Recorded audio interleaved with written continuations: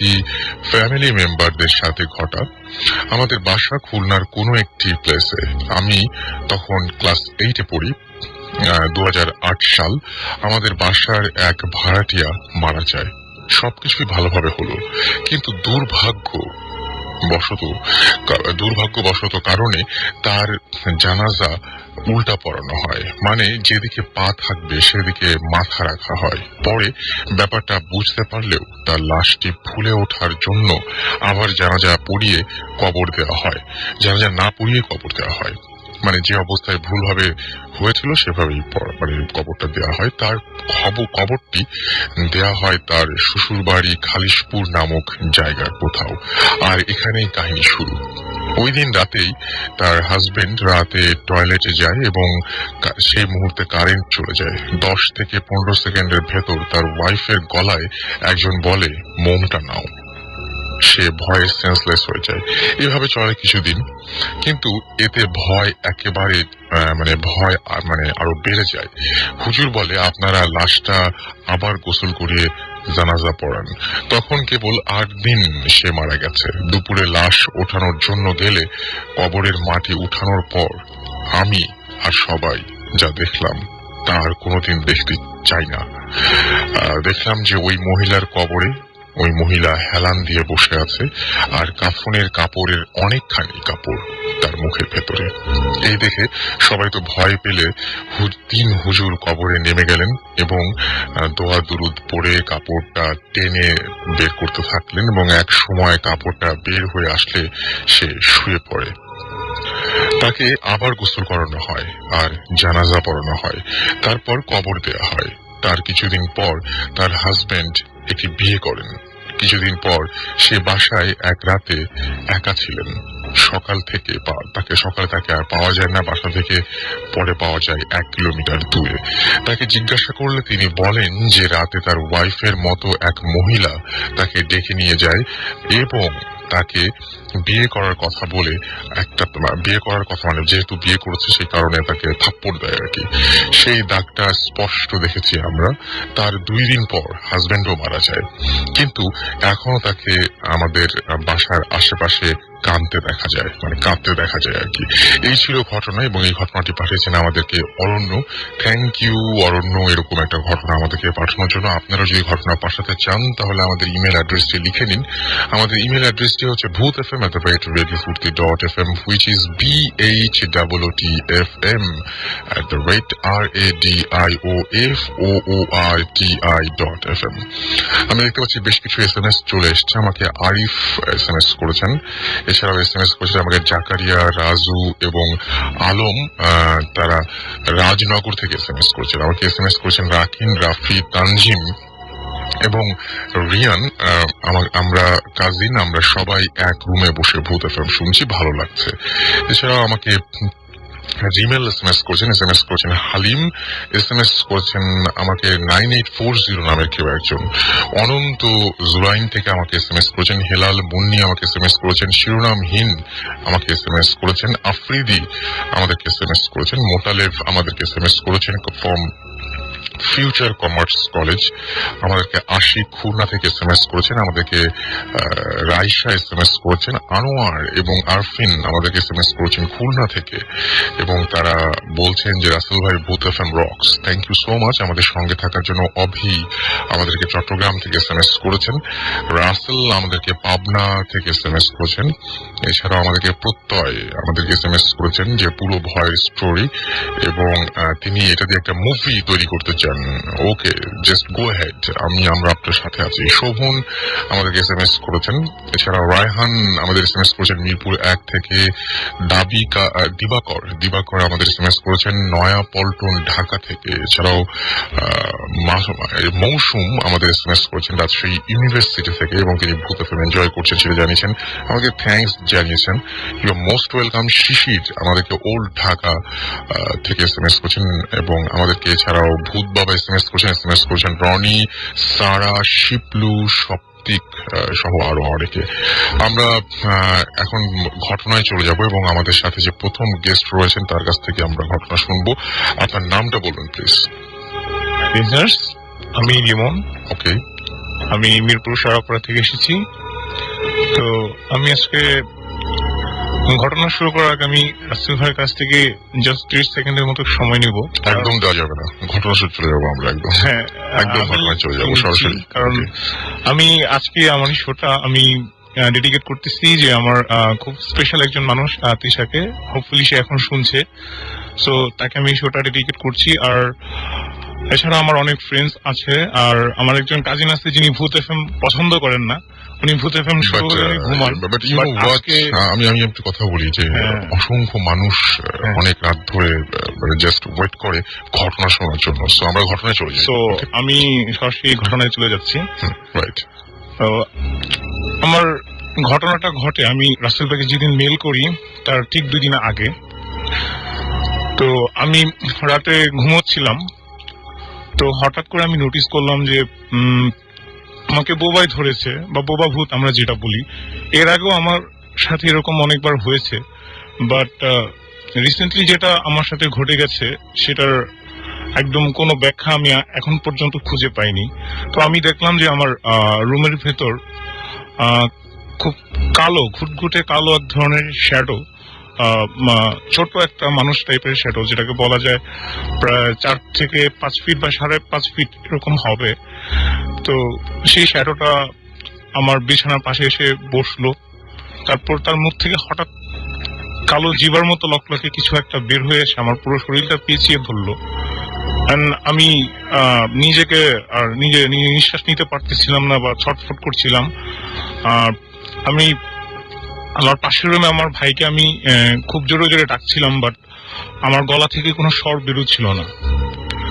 তারপর আমি যে জিনিসটা খেয়াল করলাম যে আমার পুরো শরীরটা পেঁচিয়ে একদম মানে আমাকে পুরো অবশ করে দিয়েছে, এবং আমি কোনো উইয়ার্ড একটা জিনিসের স্মেল পাচ্ছিলাম, যেটাকে আসলে কিভাবে ডিসক্রাইব করব, পচা মাংসের যেরকম একটা গন্ধ হয় ঠিক সেরকম একটা গন্ধ। তো অনেক মানে অনেক নার্ভ মানে কঠিন অবস্থায় চলে যাওয়ার পর আসলে আমি কিভাবে বলবো, আমার এখনো শরীরে লোম দাঁড়িয়ে যাচ্ছে সেটাও বলতে গেলে। তো সেই অবস্থা থেকে আমি মুক্তি পাওয়ার জন্য অনেক সূরা পড়ার চেষ্টা করি, বাট যখন যতবার সূরা পড়ার চেষ্টা করি সেটা আমার উপর আরো বেশি ফোর্স দেয়। এট লাস্ট আমি অনেক কষ্টে আয়াতুল কুরসি মনে আনার চেষ্টা করি, এবং যখন মনে আনি তখন পড়া শুরু করি। তারপর আস্তে আস্তে দেখলাম যে সেই শ্যাডোটার ভেতর থেকে যে জিহ্বাটা বের হয়ে আসছিল সেটা আস্তে আস্তে তার মুখের ভেতর ঢুকে গেল, এবং সেই কালো শ্যাডোটা আস্তে আস্তে আমার সামনে ক্লিয়ার হলো। মানে আমি জাস্ট দেখতে পেলাম মাত্র 3 সেকেন্ডের জন্য আমি আমার খুব প্রিয় একটা মানুষের ফেস দেখতে পেলাম, আমার খুব পরিচিত একটা মানুষের ফেস দেখতে পেলাম। তারপর সাথে সাথে সেটা মিলিয়ে গেল, এবং সেটা মিলিয়ে যাওয়ার পর আমি সাথে সাথে আমার ঘুম ভেঙে যায়, এবং আমি দেখি যে আমার পুরো শরীর ভেজা। অ্যান্ড আমি ওই মানে স্বপ্নে যে অবস্থায় মানে বোবা ধরায় অবস্থায় যে আমি গন্ধটা পেয়েছিলাম, পচা মাংসের গন্ধ, সেই গন্ধটা তখন আমার শরীর থেকে বেরোচ্ছে। দেন আমি ফ্রেশ তখন অলরেডি প্রায় ফজর আজানের সময় হয়ে গিয়েছে। আমি তখন নামাজ পড়ার জন্য প্রিপারেশন নিই। নামাজ পড়ে যখন হালকা ঘুমোতে যাই, বাট সকালে যখন ঘুম ভাঙে তখন আমার খুব ক্লোজ একজন পরিচিত ইমাম সাহেবের ফোনে ঘুম ভাঙে, যিনি আমাকে অনেক আদর করেন। তো তিনি আমাকে ফোন দিয়ে বলেন যে লিমন, তুমি একটু সেফ থাইকো, কারণ তোমার পিছনে তোমার খুব পরিচিত একজন মানুষ কুফরি করার চেষ্টা করছে, তুমি একটু সেফ থাইকো। বাট আমি এই জিনিসটার ঘটনা এখন পর্যন্ত আসলে আমি যে কি ব্যাখ্যা এটা আমি এখনো খুঁজে পেলাম না। এর আগে আমাকে বুবা ভূতে অনেকবার ধরেছে, বাট এরকম ফিলিংস বা এরকম এক্সপিরিয়েন্স আমি কখনো হইনি। তো এই ছিল আমার ঘটনা। থ্যাংক ইউ আপনার ঘটনার জন্য। এবং আমি দেখতে পাচ্ছি এর মধ্যে আরো কিছু SMS চলে এসছে, এবং আমাকে SMS করেছেন নাহিদ ফ্রম খুলনা থেকে, এবং আমাদেরকে SMS করেছেন স্পার্কিং রাজু। এছাড়া আমাদের SMS করেছেন রাব্বি আগ্রাবাদ চট্টগ্রাম থেকে। এটা তার প্রথম SMS, এবং প্রথম SMSটা আমি পড়ে ফেলেছি, কি সৌভাগ্য আমার। নোমান আমাকে SMS করেছেন রাঙামাটি থেকে, আশিক গৌরীপুর ময়মনসিংহ থেকে, এবং আমাদেরকে SMS করেছেন ইমরান, মিলন, সাব্বির, সুজন এবং তারা চারজন একসাথে খোলা মাঠে বসে আমাদের শুনছেন। আশিক, অনিক, বাবু, মিলি, মিম, তারপরে মিস্তাত, এরা সবাই গ্যান্ডারিয়া থেকে আমাদের এসএমএস করেছেন। মিল্টন আমাদেরকে নরসিংদী দাসপাড়া থেকে এসএমএস করেছেন, আমাদেরকে রনক এসএমএস করেছেন। এছাড়াও প্রবীর খুলনা থেকে এসএমএস করেছেন আমাদেরকে মায়া। এছাড়াও রিফাত, সোনিয়া আমাদের এসএমএস করেছেন মেহেরপুর থেকে মোহাম্মদ সোহেল, রাজু, ইমরান। এছাড়াও আমি দেখতে পাচ্ছি যে উষা মৌলিক আমাদের এসএমএস করেছেন। অনন্ত জুরাইন থেকে আমাদের এসএমএস করেছেন। জাকারিয়া, রাজু এবং আলম আমাদের এসএমএস করেছেন। বিপ্র, অ্যাপোলোরা আমাদেরকে এসএমএস করেছেন। উজান পাবনা থেকে আমাদের এসএমএস করেছেন। এছাড়া আমাদেরকে ফয়সাল এসএমএস করেছেন। অমিত সরকার ময়মনসিংহ থেকে, রনি চট্টগ্রাম থেকে আমাদের এসএমএস করেছেন। আমরা পরবর্তী গেস্টের কাছে যাব। আপনার ঘটনাটা একটু, তার একটা ছোট্ট ব্রেক লাগবে, রাইট? আচ্ছা, এটা আমার দোষ নয়। একটা ছোট্ট ব্রেকের পরে ফিরে আসছি। সো স্টে টিউনড রেডিও ফুর্তি এন্ড ডোন্ট স্টপ দ্য ফুর্তি। FM haunted by Airtel.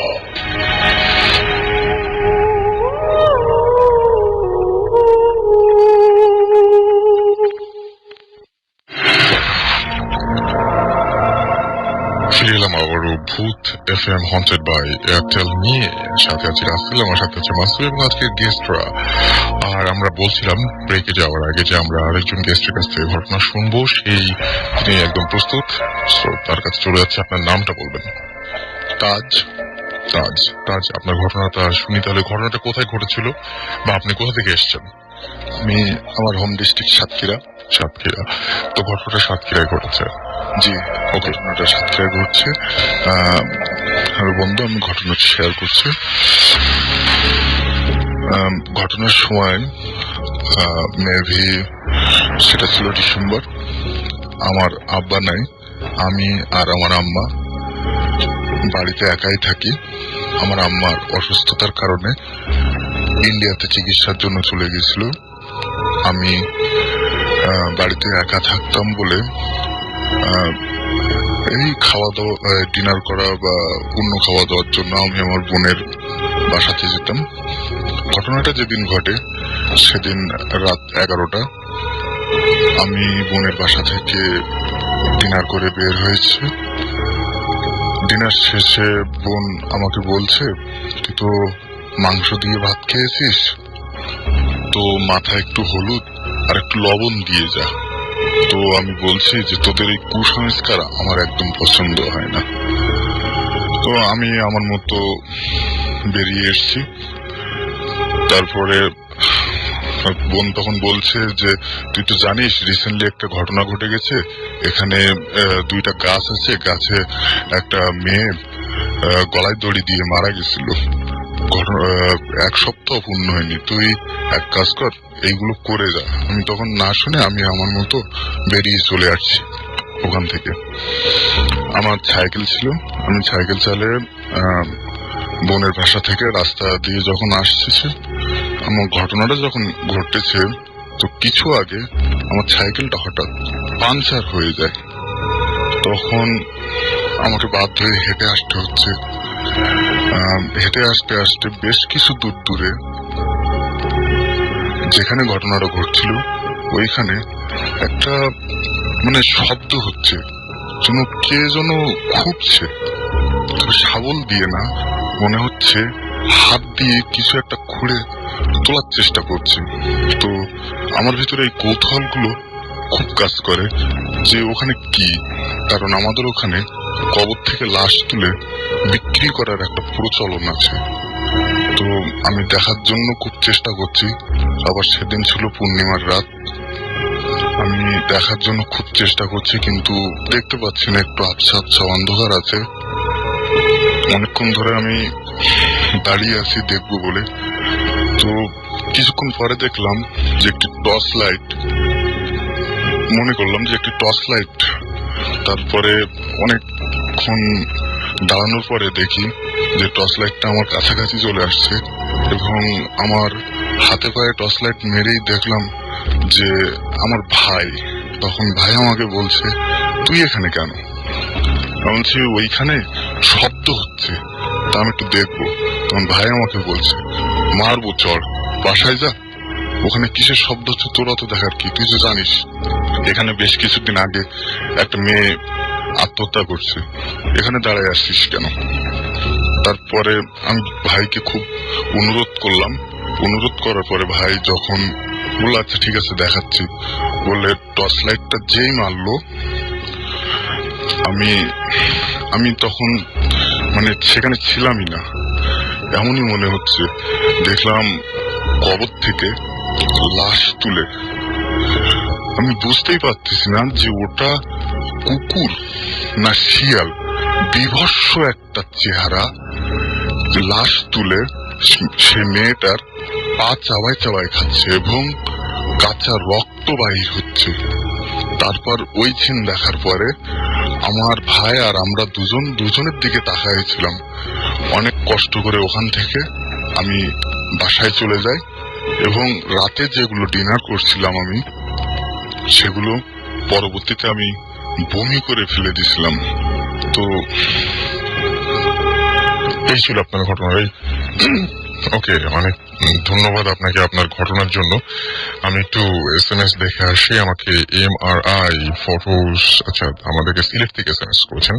Mad বয় আলামিন আমাদের SMS করেছেন, আমাদেরকে SMS করেছেন হাদি মনীষা, আমাদেরকে শাহানুর আলমগীর রাজশাহী থেকে, এবং আমাদেরকে কৌশিক আমাদেরকে SMS করেছেন দিগরাজ ডিগ্রি কলেজ মংলা বাগেরহাট থেকে। আমাদেরকে অস্থির বয় SMS করেছেন রনি চিটাগং থেকে। এছাড়া আমাদেরকে SMS করেছেন বিপ্লব হায়দার বিপ্লব হালদার এবং ফাল্গুনী হালদার বরিশাল থেকে, এবং তিনি বলছেন যে ভূত FM very dangerous, very dangerous gossip. আচ্ছা, তিনি বলতেছেন আজকে ঘটনাগুলো মনে হয় সম্ভবত আমাদের কাছে অনেক ভয়ঙ্কর লাগছে। তপু রাজশাহী থেকে SMS করেছেন। এছাড়াও আমাদেরকে SMS করেছেন লিঙ্গন, এছাড়াও আমাদেরকে SMS করেছেন দেখতে পাচ্ছি রায়হান রাজশাহী ইউনিভার্সিটি থেকে। নানু আমাদের SMS করেছেন MM কলেজ যশোর থেকে। আকাশ সিলেট থেকে আমাদের SMS করেছেন। তৃষা আমাদেরকে SMS করেছেন, এবং আমাদেরকে SMS করেছেন শাওন তিতুমির কলেজ থেকে। হেলাল খান গুলশান থেকে SMS করেছেন। শিমুল আমাদেরকে SMS করেছেন, এবং তিনি আজকের ঘটনাগুলো ডিফারেন্টের জন্য আমাদেরকে থ্যাঙ্কস জানিয়েছেন। এভিল ডেড আমাদের SMS করেছেন, এবং তিনি ভূত এফএমে আসতে চান। তো আমি যারা আসতে চান, যারা ভূত এফএমে পার্টিসিপেট করতে চান, এখানে উপস্থিত থেকে ঘটনা শেয়ার করতে চান, তাদেরকে বলবো আপনার নাম, ঠিকানা এবং ফোন নাম্বার সহ আপনার ঘটনাটি আমাদের লিখে পাঠান। এবং লিখে পাঠানোর ঠিকানাটি হচ্ছে bhutfm@radiofurti.fm, which is BHWTFM@radioFOORTI.fm। উপমা রাজশাহী থেকে SMS করেছেন। SMS করে লিখেছেন যে রাসেল, হাউ আর ইউ? আমি সবসময় ভালো থাকি এবং সবসময় ভালোর দলে। মিল্টন লিখেছেন নরসিংদী দাসপাড়া থেকে, এবং আজকের ঘটনাগুলো তার কাছে জোস লাগছে। থ্যাংক ইউ আমাদের সঙ্গে থাকার জন্য এত রাত পর্যন্ত। মাহফুজ আমাদেরকে খুলনা থেকে SMS করেছেন। মনির এবং প্রীতু আমাদের SMS করেছেন ময়মনসিং থেকে, তারা আমাদের সঙ্গে আছেন জানিয়েছেন। মৌটুসি উত্তরা থেকে SMS করেছেন, আমাদেরকে SMS করেছেন।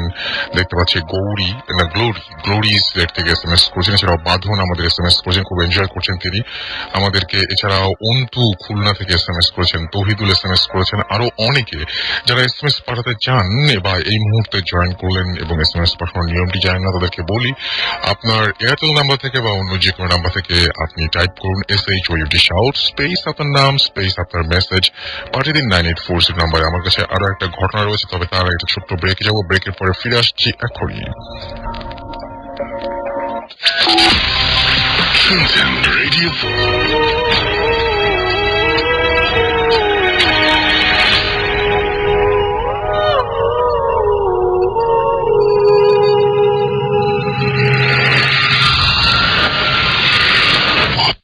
FM, haunted by Airtel.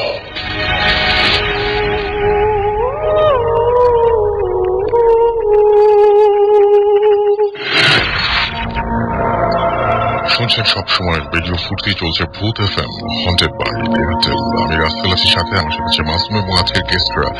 আরো একজনের ঘটনা পড়তে চাই যিনি এই মুহূর্তে স্টুডিওতে উপস্থিত হতে পারেনি, কিন্তু তার ঘটনাটি লিখে পাঠিয়েছেন আমাদেরকে। আমি আশা করি যে একটু ডিফারেন্ট লাগবে আপনাদের কাছে এই ঘটনাটি। আমাকে লিখছেন, তাবিজের নাম শুনে নাই এমন লিসনার হয়তো খুঁজে পাওয়া মুশকিল। সবাই জানেন এই বিজ্ঞানের যুগে এইসব তাবিজ কবজের কোনো মূল্য নেই। অনেকে তো বিশ্বাসই করেন না, বিশেষ করে যারা পরম ধার্মিক এবং নাস্তিক। আমার এই কথাগুলোকে সোজা উড়িয়ে দেবেন, বলবেন যে তারপর ডট ডট। যাই হোক, কথা না বাড়িয়ে শুরু করি, কিন্তু কথা কোথা থেকে শুরু করব সেটাই বুঝতে পারছি না। ঠিক আছে, আমার দেখা প্রথম ঘটনা দিয়ে শুরু করি। আমি তখন ছাত্র, মাত্র ক্লাস 2-তে পড়ি। আমি জন্ম থেকে দেখে আসছি আমার দাদু গ্রামে ডাক্তারি করেন। উনি ডাক্তার হিসেবে খুব জনপ্রিয়, এতই জনপ্রিয় যে ওনার নামে আমাদের গ্রামের রাস্তার নামকরণ করা হবে এমন একটা ভাব। উনি বেশি জনপ্রিয় ছিলেন ওনার বিনা পয়সায় চিকিৎসার জন্য। আমার বাবারা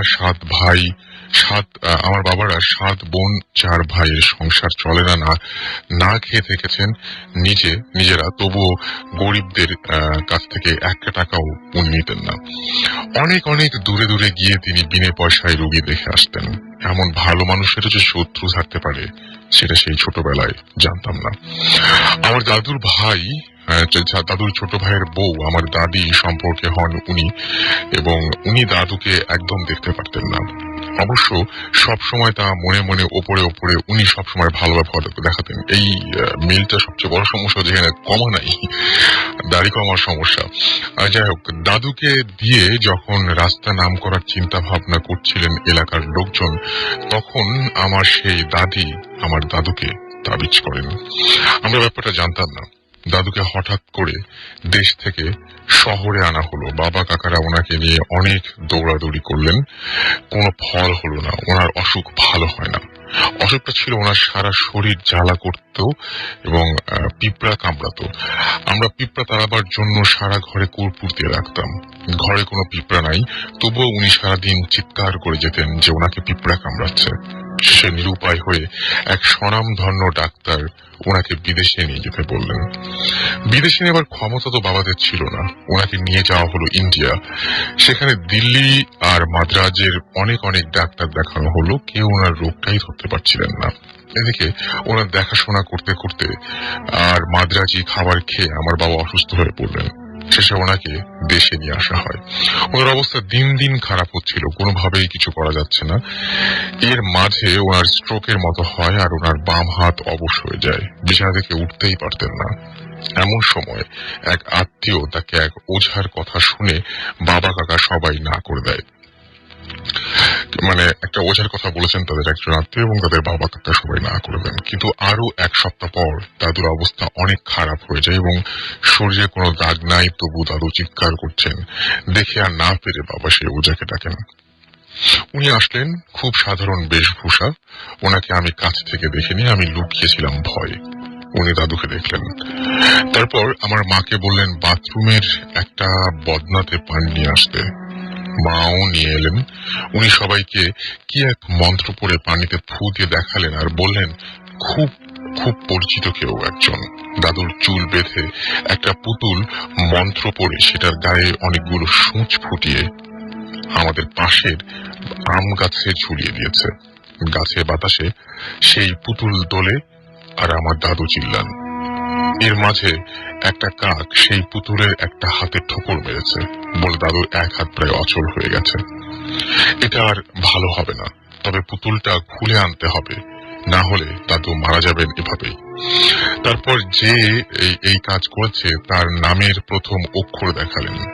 আমরাও 2-2 4 মিলিয়ে নিলাম, কিন্তু কিছুই বলতে পারলাম না। আমাদের পরিবারের সবাই শিক্ষিত, আমরা এই কথা গ্রামে বললে আমাদের দুর্নাম হবে ভেবে বাবা কাউকে জানালেন না। পরদিন সেই পুতুলটা খুলে নিয়ে এলেন আমাদের গ্রাম থেকে। তার পরের দিন দাদুর অবস্থা খুব খারাপ। ওনাকে অক্সিজেন দেয়া হয়েছে, সেন্স ছিল না।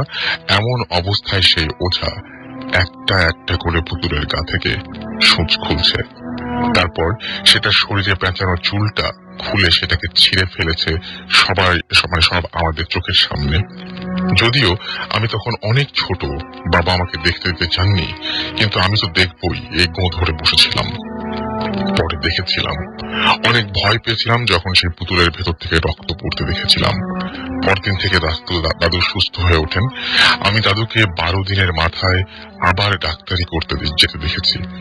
যদিও দাঙ্গার কারণে উনি গ্রামে যেতে পারেননি এবং ওনার নামে রাস্তা হওয়াটা দাঙ্গার কারণে প্রায় ঢাকা পড়ে যায় এবং ওনার এক হাত অবশ হয়ে গিয়েছিল, কিন্তু দাদুকে রোগী দেখা থেকে কেউ দমাতে পারেনি।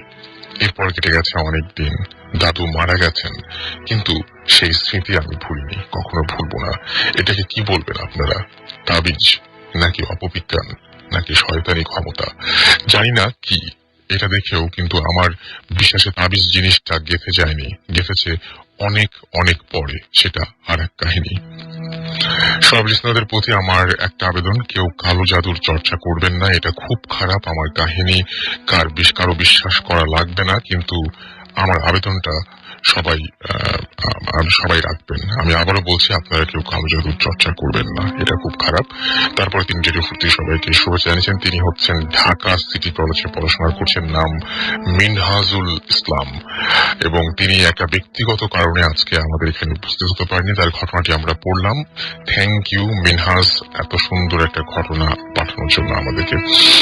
আমি দেখতে পাচ্ছি যে আমার কাছে এর মধ্যেও আবারও SMS চলে এসছে। আবির, রুবেল আমাদেরকে লক্ষ্মী বাজার থেকে SMS করেছেন, রিপন SMS করেছেন জগন্নাথ ইউনিভার্সিটি থেকে, দিদার আমাদের SMS করেছেন আমাদেরকে, এছাড়াও অজয়, রাজীব, উজ্জ্বল, এছাড়াও বিথি আমাদের SMS করেছেন, নাজু আমাদের SMS করেছেন বি হায়দার, এছাড়াও আমাদেরকে SMS করেছেন গোরস্তানের দারোয়ান, তুহিন আমাদেরকে SMS করেছেন কামরাঙ্গি চর থেকে, জিসান আমাদেরকে দরগাপাড়া রাজশাহী থেকে SMS করেছেন, আমাদেরকে SMS করেছেন এছাড়াও এনামুল, এবং এছাড়া আমাদের উত্তরা থেকে আমাদেরকে মহান সিলভার SMS করেছেন, শাহিন আমাদেরকে SMS করেছেন, এছাড়াও আমাদেরকে SMS করেছেন দেখতে পাচ্ছি রায়হান রাজশাহী কলেজ থেকে, এবং আমাদেরকে SMS করেছেন Raju Akter Zakir from BCMC college Jessore থেকে, ডিজে প্রাম আমাদের SMS করেছেন, দিবা আমাদের SMS করেছেন ইতর ভূত, এছাড়াও মঈন আমাদের বাগেরহাট থেকে SMS করেছেন, এছাড়াও সাইদ, সবুজ, ফিরোজ তারা আমাদের SMS করেছেন, তারা সবাই একসাথে আমাদের প্রোগ্রামটি শুনছেন। খালেদ আমাদেরকে SMS করেছেন, এছাড়াও SMS করেছেন ইব্রাহিম আইডিয়াল ম্যাথস থেকে, এছাড়াও সৌরভ আমাদের SMS করেছেন ঢাকা সিটি কলেজ থেকে। যাই হোক, আমাদেরকে বিদেশি লিসনার রয়েছেন, অনেকেই রয়েছেন আসলে, ইনফ্যাক্ট তারা সবাই সবসময় আমাদের সাথে যোগাযোগ রাখছেন, বিভিন্ন সময় ইমেইলে তাদের ঘটনাগুলো আমাদেরকে পাঠাচ্ছেন, এবং অনেকেই ফাইল যে সমস্ত ঘটনাগুলো বড় হয় সেই সমস্ত ঘটনাগুলো আমরা সাজেস্ট করি যে আপনারা রেকর্ড করে সেই অডিও ফাইলটি আমাদের পাঠিয়ে দিন, সেরকমও অনেকে পাঠাচ্ছেন, এবং আমরা যেগুলো ঘটনা ভালো লাগছে আমাদের কাছে এবং যেগুলো ঘটনা নির্বাচিত সেই সমস্ত ঘটনা আপনাদের সামনে আমরা প্রেজেন্ট করছি।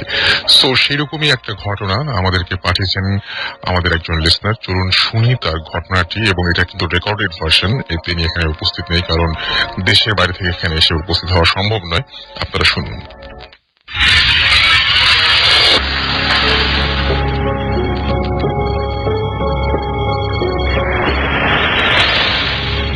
হ্যালো লিসনার্স, আজকে যে এক্সপিরিয়েন্স আপনাদের সাথে আমি আজকে শেয়ার করব, এটা 2 মাস আগের ঘটনা।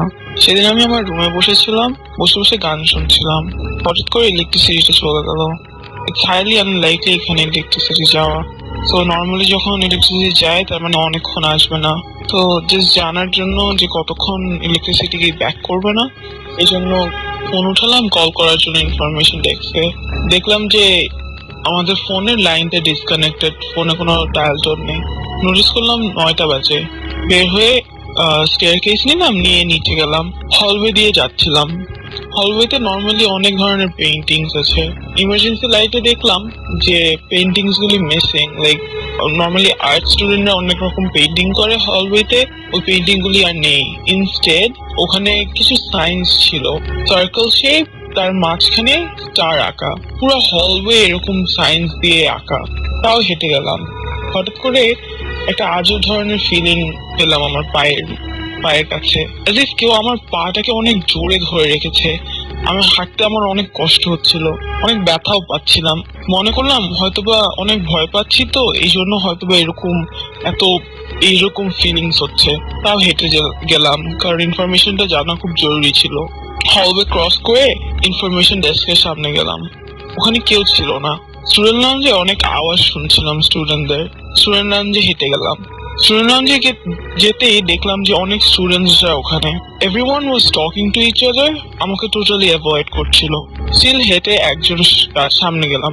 মেয়েটাকে যে জিজ্ঞেস করলাম, hi, do you know when the electricity is going to be back? আমার দিকে তাকিয়ে এত জোরে চিৎকার করে উঠলো, বললো যে get out of this room right now, what are you doing here, you are not suppose to be here. ভয় পেয়ে গেলাম। আশেপাশে সব আওয়াজও মনে হয় যেন বন্ধ হয়ে গেল। আশেপাশে তাকালাম, কেউ নেই। মেয়েটার দিকে তাকাতেই দেখলাম মেয়েটাও নেই। ভয় পেলাম, অনেক ভয় পেলাম। বসে পড়লাম। কতক্ষণ বসে থাকতেই একটা সিকিউরিটি গার্ড আসলো, এসে জিজ্ঞেস করলো যে what I was doing in that room. It was 1 AM in the morning. আমি আরো ভয় পেয়ে গেলাম। আমি 10 মিনিট আগে আসলাম, এত তাড়াতাড়ি 1 AM কিভাবে হয়ে গেল? তারপর জিজ্ঞেস করলাম যে আমি তো ইলেকট্রিসিটির কথা জানতে এসেছিলাম, যে কখন ইলেকট্রিসিটি ব্যাক করবে। আমার দিকে তাকিয়ে বলল যে ইলেকট্রিসিটি তো কখনো যায়নি।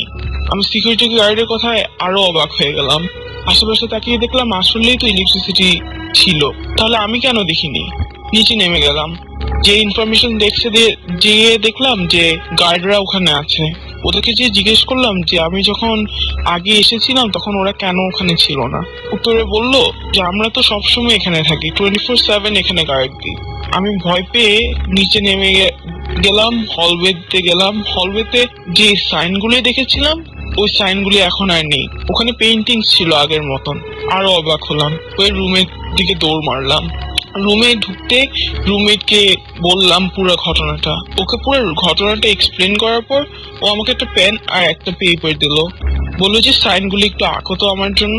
আমি সাইনগুলি আঁকতে ও বললো যে এই সাইনগুলো তো নর্মালি যখন ব্ল্যাক ম্যাজিক করা হয় তখন আঁকা হয়। আমি আরো ভয় পেলাম। রুমে যেয়ে বসলাম, অনেক কনফিউজ ছিলাম। পায়ের দিকে তাকাতে দেখি যে আমার পায়ের মধ্যে লাল, মানে সব scratch marks, as if like আমার পাকে কেউ জোর করে ধরে রেখেছিল, এই জন্য লাল দাগ হয়ে গেছে এবং স্ক্র্যাচ মার্কস হয়ে গেছে। বুঝতে পারছিলাম না কি হয়েছে। বললাম সবই ভুল, সবই আমি হ্যালুসিনেট করেছি। আমি 9টা যে দেখেছি সেটাও হ্যালুসিনেট, 10 মিনিট যে ভেবেছি ওটাও হ্যালুসিনেট করেছি। বাট এই স্ক্র্যাচ মার্ক গুলি কিভাবে এসেছে? I still don't have answers to any of this questions. কার কাছে যদি একটা এক্সপ্লেনেশন থাকে আমি অনেক খুশি হব জান। Thank you.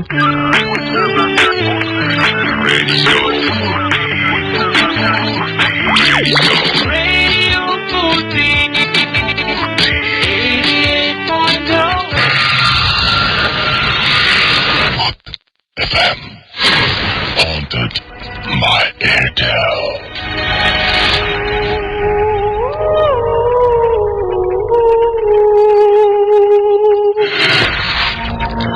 একদম ফুতুরে নয়, একদম সত্যি সত্যি বলছি। দিস ইজ রেডিও ফুর্তি এন্ড আপনারা শুনছেন ভূত এফএম হন্টেড বাই এয়ারটেল। আমি রাস্তেল আছি সাথে, এবং আমার সাথে আছে মাসুম। আমি আরো একবার বলে দিই, যারা এই মুহূর্তে জয়েন করলেন এবং SMS করার নিয়মটি জানেন না, তাদেরকে SMS করার নিয়মটি বলে দিই। মোবাইল মেসেজ অপশনে গিয়ে টাইপ করুন SHOUT শাউট স্পেস আপনার নাম স্পেস আপনার মেসেজ, পাঠিয়ে দিন 9840 নাম্বার, আপনার এয়ারটেল নাম্বার থেকে বা অন্য যে কোনো নাম্বার থেকে। আর আমাদের যদি ইমেল করতে চান, অবশ্যই বড় ধরনের ঘটনা পাঠানোর জন্য, যেটা আমরা আগামী সপ্তাহে আমরা অন এয়ার করবো আপনাদের সিলেক্টেড স্টোরিগুলো, তাহলে আমাদেরকে ইমেল করুন bhoothfm@radiofurti.fm এই অ্যাড্রেসে। আমাদেরকে মোস্তফা তেজগাঁও কলেজ থেকে SMS করেছেন, আমাদেরকে SMS করেছেন সামাদ 24 ফার্মগেট থেকে, আমাদেরকে MD শরীফ SMS করেছেন, এছাড়াও ইমরান SMS করেছেন, তারেক সিলেট থেকে SMS করেছেন, অলি বরিশাল থেকে SMS করেছেন, সাথী এবং রানী আমাদের SMS করেছেন, রনি চিটাগং থেকে SMS করেছেন, গোপাল সিলেট থেকে SMS করেছেন, রাকিবুল আমাদেরকে SMS করেছেন মেঘনা থেকে, এছাড়া আমাদের SMS করেছেন নাম লেখেননি এমন একজন রাজশাহী থেকে। যাই হোক, আমরা SI ভূত সম্ভবত তার নাম হবে। যাই হোক, আমরা আবারও ঘটনায় চলে যাব, এবং আমাদের সঙ্গে এই মুহূর্তে আছেন একটা কাপল, তারা হাজবেন্ড ওয়াইফ আমাদের সাথে উপস্থিত আছেন। আপনাদের প্রথমে আমি একটু পরিচয়টা জেনে নিই। প্রীতি, আমি আরেকবার বলতে হবে আপনার নামটা। আমার নাম প্রীতি, আমি এ লেভেলস করছি মেপল লিফ থেকে। আচ্ছা, আমি রুমন, আমি বিবিএ করছি স্ট্যানফোর্ড ইউনিভার্সিটি। ওকে। সো আপনারা দুজনেই একদম সংসার শুরু করার পর থেকেই নাকি আগে থেকে এরকম ধরনের ঝামেলা চলছিল আপনাদের মধ্যে? না, আমাদের মধ্যে এরকম আগে ছিল না, আমি তো এগুলোতে খুব একটা বিশ্বাসীও ছিলাম না। বাট লাস্ট 1 ইয়ার ধরে মোটামুটি এখন বেশ ভালো নিজের এক্সপিরিয়েন্স যখন হলো তখন থেকে এখন বিশ্বাস হয় হ্যাঁ আছে। আচ্ছা, আপনার কথাটা শুনি একটু, তাহলে আপনি কি বলবেন? আমাদের যে বাসাটা সেখানে আমরা প্রায় 7 থেকে 8 বছর ধরে আছি। তো বিয়ের আগে এরকম কোনো কিছু আমি এক্সপিরিয়েন্স করিনি। তো বিয়ের পর থেকে মূলত এগুলো বেশি শুরু হয়েছে, মানে ও আর আমি দুজন একসাথে এক্সপিরিয়েন্স করছি। আচ্ছা, কি ছিল সেই ঘটনাগুলো, আমরা শুনি একটু। ফার্স্ট যে ঘটনাটা ঘটে সেটা প্রায় 1 থেকে 1.5 বছর আগে। সেটা শুরু হয় যে আমরা দুজন বাসা থেকে একটু বাইরে গেছিলাম, সেদিন সকালবেলা বের হয়েছিলাম আমরা। তো আস্তে আস্তে সন্ধ্যা হয়ে যায়। তো অলওয়েজ আমাদের যে আলমারিটা আছে ওটার উপরে একটা কোরআন শরীফ থাকে, প্রায় সময় সেটা পড়া হয়। কিন্তু সেদিন আমরা যখন সন্ধ্যার সময় বাসায় আসি তো সাডেনলি খেয়াল করলাম যে কোরআন শরীফটা উপরে নেই। তো বাসার সবাইকে জিজ্ঞাসা করা হলো, তো বাসায় তো আর কেউ আসা যাওয়া করে নেই সেদিন। আম্মু আব্বু সবাইকে জিজ্ঞেস করলাম, তারা বললো না, ওখান থেকে কোরআন শরীফ নেয়নি। তো এটা অনেক চিন্তা ভাবনা করলাম, বাট বাসার কোথাও কোরআন শরীফ খুঁজে পেলাম না। তো একটা চোর যদি চুরি করে তো সে তো কোরআন শরীফ চুরি করবে না, অনেক এক্সপেন্সিভ জিনিস ছিল সেগুলো নিতে পারতো। তো এই জিনিসটা ফার্স্ট খটকা লাগে। এরপর থেকে শুরু হয় রাত 1টা 2টা 1:30টা, হঠাৎ করে দেখা যায় জানালার বাইরে থেকে গরম একটা হাওয়া আসতেছে আর তার সাথে খুব বিচ্ছিরি একটা স্মেল, খুবই বিচ্ছিরি। স্মেলটা কিরকম আপনারা একটু এক্সপ্লেইন করেন আমাকে, যে এটা কেমন ধরনের এক্সপ্লেন কি বলবো, মানে এরকম স্মেল। আশেপাশে কোনো ড্রেন বা এরকম কোনো কিছু আছে? সেটা যদি হয়তো আশেপাশে কোনো ড্রেনও নাই, আর যদি ইন কেস এরকমও হয় যে কোনো দূরের কোনো ড্রেন থেকে সেই স্মেলটা আসতেছে, সেটাও পসিবল না। কারণ এটা আসতেছে একটা গরম হাওয়া আসে ফার্স্টে, খুবই গরম, আর খুব অদ্ভুত একটা ফিলিংস হয়, আর সাথে সাথে স্মেলটা একসাথে আসে। তো আর ওখানে আপনারা দুজনে এক্সপেরিয়েন্স করেছেন না আপনি একা এক্সপেরিয়েন্স? না, এটা আমরা দুজনে একসাথে। আচ্ছা, আপনি তাহলে একটু শুনি আপনার কাছ থেকে কি ঘটনাটা। জি, এটা হচ্ছে ও প্রায়শই আমাকে বলতো এটা নিয়ে। তো তখন আমার এগুলোর প্রতি খুব সিরিয়াসলি আমি এগুলো বিশ্বাসই করতাম না। আমি যখন বলতো তখন বলতাম ধরো ও তো এমনিতেই নর্মালি বেশি ভয় পায়, সো আমি সবসময় বলতাম ইগনোর করে যাও। তো সাডেনলি একদিন রাতে আমি পড়ছি বসে টেবিলের ঠিক অপোজিটই জানলাটা, তখন একদম হঠাৎ করেই সেম ও যে মানে ইয়াটা দেয় না আমাকে অলওয়েজ, যে এক্সপ্লেনেশনটা যে এই যে গরম হাওয়া আসছে দেখছো, তো এটা আমি একদম সেদিন পুরোপুরি আমি নিজের সাথে হয়তো এই কারণে মানে বুঝতে পারি। তখন আমি বলি দেখো আজকে সেম আমি জিনিসটা নিজে বুঝতে পারলাম। তখন ও বলছে তুমি আমাকে কখনো বিশ্বাস করো না, তো আল্লাহ তো বিশ্বাস করো, দোয়া কালাম তো বিশ্বাস করো। তখন ও আয়াতুল কুরসি পড়লো, পড়ার পর ও কিছুক্ষণ পড়ার পর মানে ফুটু দিল, আমাকে দিল, যেহেতু আমার গায়ে জিনিসটা বিয়া হয়েছে। দেওয়ার পর আমি সাডেনলি একদম লক্ষ্য করলাম জিনিসটা মানে হঠাৎ করে আসলে মানে যেভাবে হঠাৎ করে আসছিল হঠাৎ করে গায়েব হয়ে গেল। ওকে, আর কিছু আপনাদের সাথে ঘটে এরকম কোনো ঘটনা? মানে আপনারা বলছেন যে ইমেল যেটা করেছিলেন আপনারা সেখানে লিখেছেন যে অনেক ধরনের এরকম ঘটনা ঘটে। হ্যাঁ, অনেক ধরনের। তারপর থেকে স্পেশালি যে কোরআন শরীফটা যখন মিসিং হয় আমার বাসা থেকে, তখন থেকেই মোটামুটি অনেক কিছু স্টার্ট হয়ে যায়। যেমন আমার মানে যে আমার ননদ আছে, ও তো ক্লাস 7-এ পড়ে, ও প্রায়শই আমাকে বলে যে এরকম ভাবি রুমের লাইট হয়ে যায়, অফ হয়ে যায়, আবার অন হয়ে যায় নিজে নিজে রাতের বেলা। তারপরে দিনের বেলা যেটা স্পেশালি আমার শাশুড়ি খুব বেশি এক্সপিরিয়েন্স করেন ডেইলি প্রায়, যে হঠাৎ দরজা খোলা এবং বন্ধ করার খুবই ক্লিয়ার শব্দ, মানে যেটা ভুল হওয়ার মানে ইয়াটা খুব কম, সবাই খুব কনফিডেন্ট নিয়ে বলে যে হ্যাঁ এটা আমরা শুনেছি, বাট যাওয়ার পর দেখা যায় যে ওখানে কেউ নেই। আর এগুলো ঘটে লাস্ট ইয়ার জানুয়ারি থেকে, আমরা এগুলি তখন খেয়াল করি। তারপরে মানে মিসিং হওয়ার পর, কোরআন শরীফটা মিসিং হওয়ার পর তারপরে মার্চের দিকে আমার আম্মু আসে বাংলাদেশে, তখন আম্মুর সাথে আমি এগুলো শেয়ার করি যে আম্মু এরকম হয়েছে।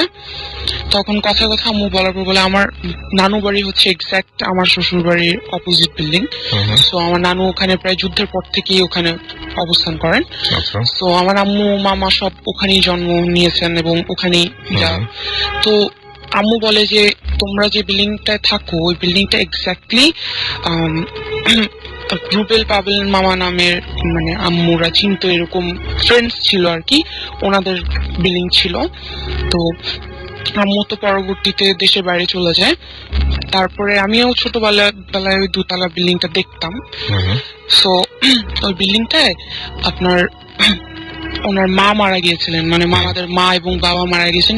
অস্বাভাবিক মানে একটা অস্বাভাবিক মৃত্যু হয় ওনাদের।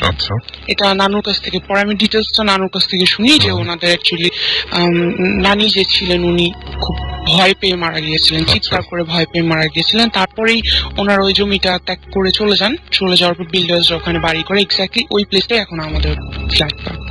আচ্ছা, তো মানে এটাও একটা কারণ, তার মানে যে এই সমস্ত জিনিস ঘটছে এটা আপনার মার মত যে এরকম একটা কারণ? না, উনি কারণ বলেনি, বাট বলেছে যে এই জিনিসটা অ্যাকচুয়ালি অনেক আগে থেকে হন্টেড।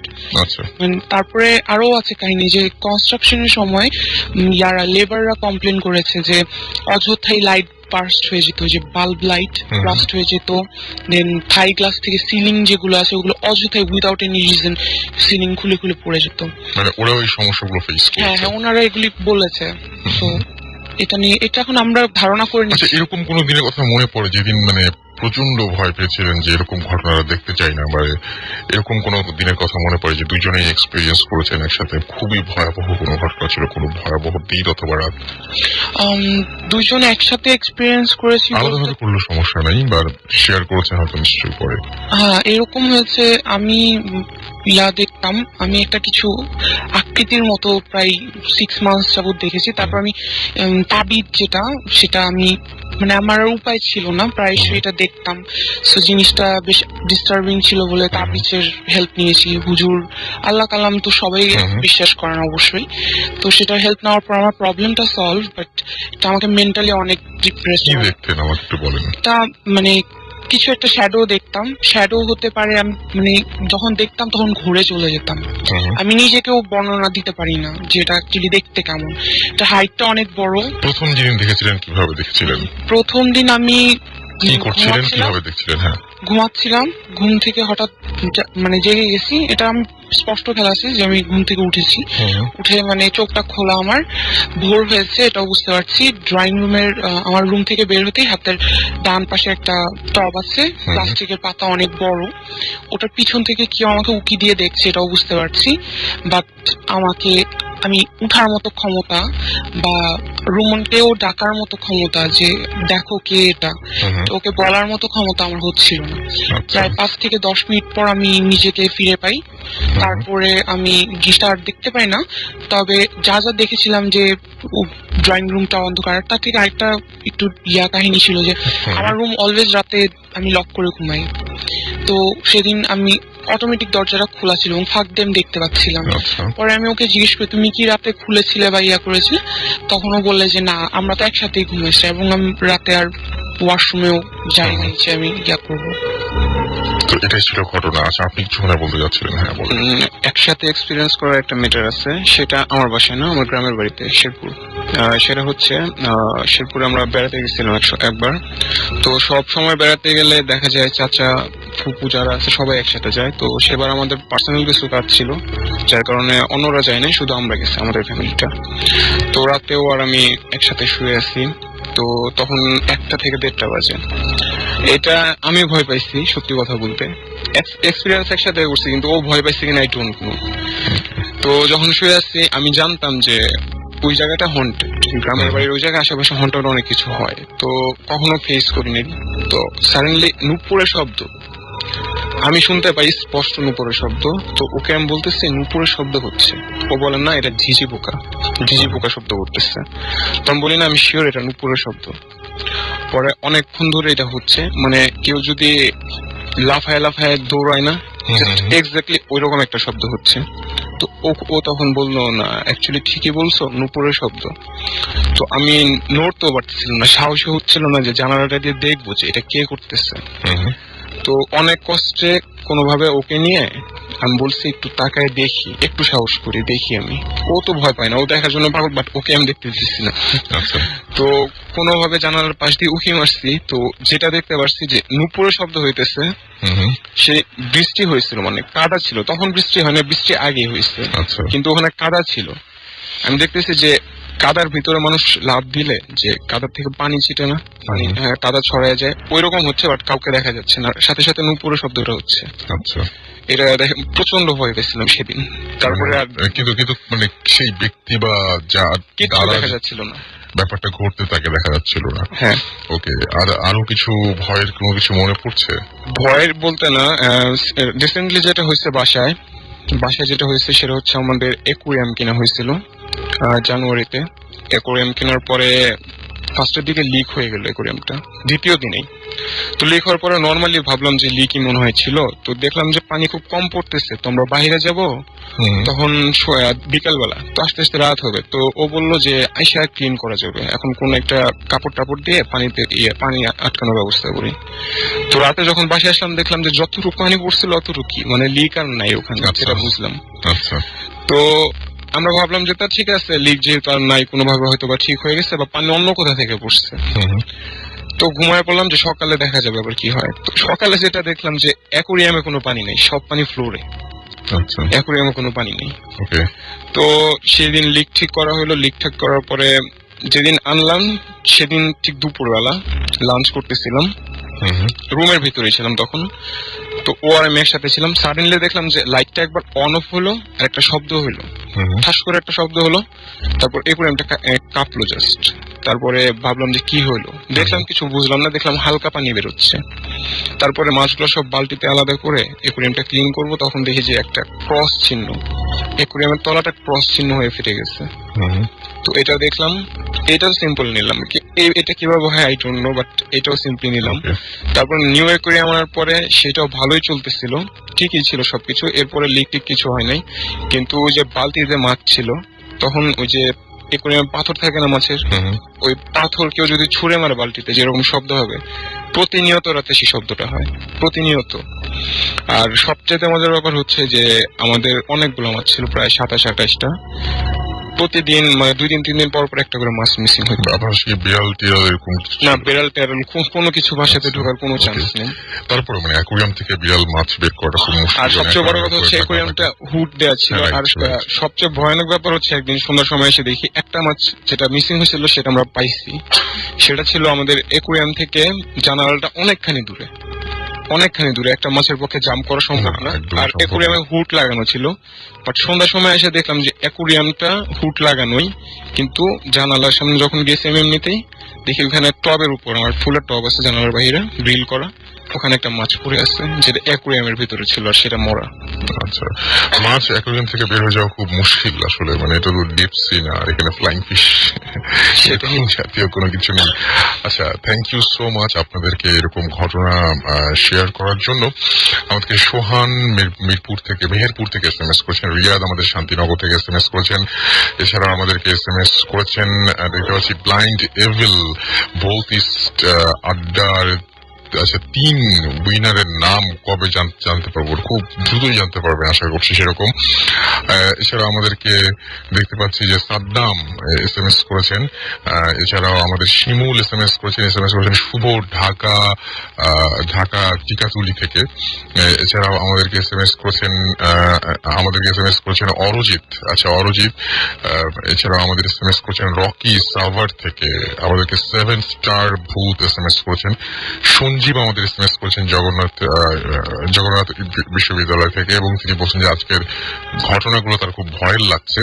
ওমর হুসাইন রাব্বি গুলশান ঢাকা থেকে SMS করেছেন, এবং তার প্রথম SMS কি সৌভাগ্য আমার, আমি পড়ে ফেলেছি। জারিফ আমাদের SMS করেছেন। এবং তিনি বলছেন SMS পড়েন না কেন? পড়ছি তো ভাই।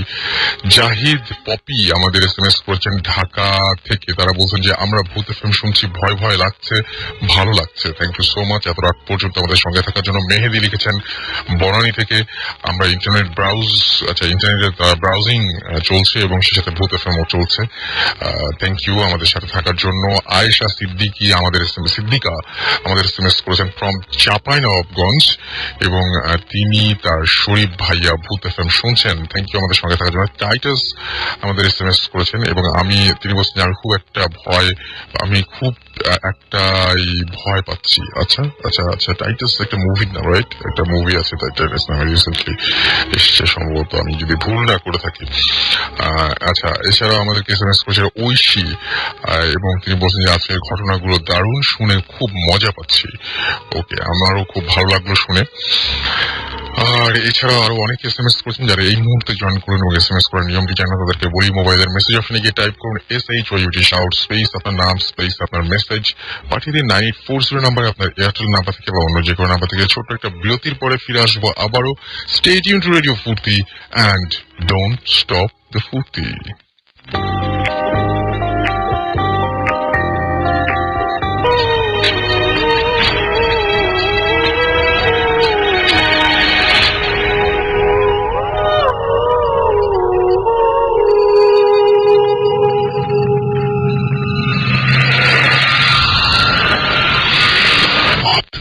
FM haunted by Airtel.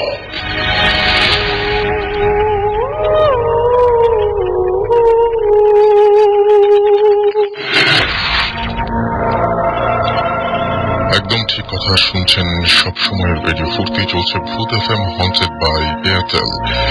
আর আমি রাসেল সাথে আছি, আমার সাথে আছে মাসুম এবং আজকের নতুন অতিথিরা অলরেডি আমাদের স্টুডিওতে এসে পৌঁছেছেন। এবং আজকে আনফরচুনেটলি কেউ যদি আজকে এপিসোডটা মিস করে ফেলেন তাহলেও চিন্তার কিছু নেই, কারণ আমাদের এই এপিসোডটি আপনি আবারও শুনতে পারবেন এয়ারটেল এম রেডিওর মাধ্যমে। আপনার এয়ারটেল নাম্বার থেকে ডায়াল করুন 4040, সিলেক্ট করুন চ্যানেল 22 এবং তারপরে দেখতে পাবেন যে একে একে আপনাকে বিভিন্ন এপিসোডের অপশন দেওয়া হচ্ছে এবং আপনি যে এপিসোডটি মিস করেছেন সেই এপিসোডটি আপনি মুহূর্তেই শুনে ফেলতে পারেন। এছাড়াও এখন যারা শুনছেন সমস্ত লিসনাররা ভূত FM এর যে টিউনটা রয়েছে সেই টিউনকে আপনি কলার টিউন বা মাই টিউনস হিসেবে সেট করতে পারবেন। এই জন্য আপনাকে যেটা করতে হবে, ভূত FM এর কলার টিউন বা মাই টিউন করতে ভূত FM টিউন কোডটা আপনার মনে রাখতে হবে। এই টিউন কোড ইজ 92125 and আপনি এটা অ্যাক্টিভেট করতে পারেন বাই সেন্ডিং SMS এবং এটা আপনার জন্য যেটা করতে হবে, আপনার মোবাইলের মেসেজ অপশনে গিয়ে টাইপ করতে হবে CT স্পেস 92125 এবং সেন্ড করতে হবে এটা 3123 নাম্বারে। আমি দেখতে পাচ্ছি বেশ কিছু SMS চলে এসছে। SMS করেছেন আমাদেরকে লিমা শান্তিনগর থেকে। এছাড়া আমাদের SMS করেছেন ফাহাদ, আমাদেরকে SMS করেছেন ফাহাদ এবং এছাড়াও SMS করেছেন আমাদেরকে সাদমান এবং তিনি বলছেন যে ভূত FM আজকে তার খুব বেশি ইন্টারেস্টিং লাগছে এবং আজকে SMS না পড়লে আর আমি SMS করবো এই পর্যন্ত এসছে, নাটা আসে না, এবার মানে করবেন। আচ্ছা, মিষ্টি আমাদের SMS করছেন চট্টগ্রাম থেকে, আজ ভয় পাচ্ছি না। ওকে, আর্টসেল আমাদের SMS করেছেন, আর্টসেল ঘোস্ট আমাদের SMS করেছেন। এছাড়া আমাদেরকে SMS করেছেন দেখতে পাচ্ছি রাব্বি, তারা 5 জন, আলিম, সাইদ, রনক, রাইসুল একসাথে বসে ভূত FM শুনছেন। মিল্টন আমাদের SMS করেছেন।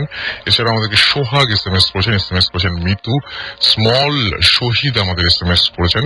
এছাড়াও আমাদেরকে SMS করেছেন নূপুর, মেঘনা, এছাড়াও মিম খুলনা থেকে SMS করেছেন।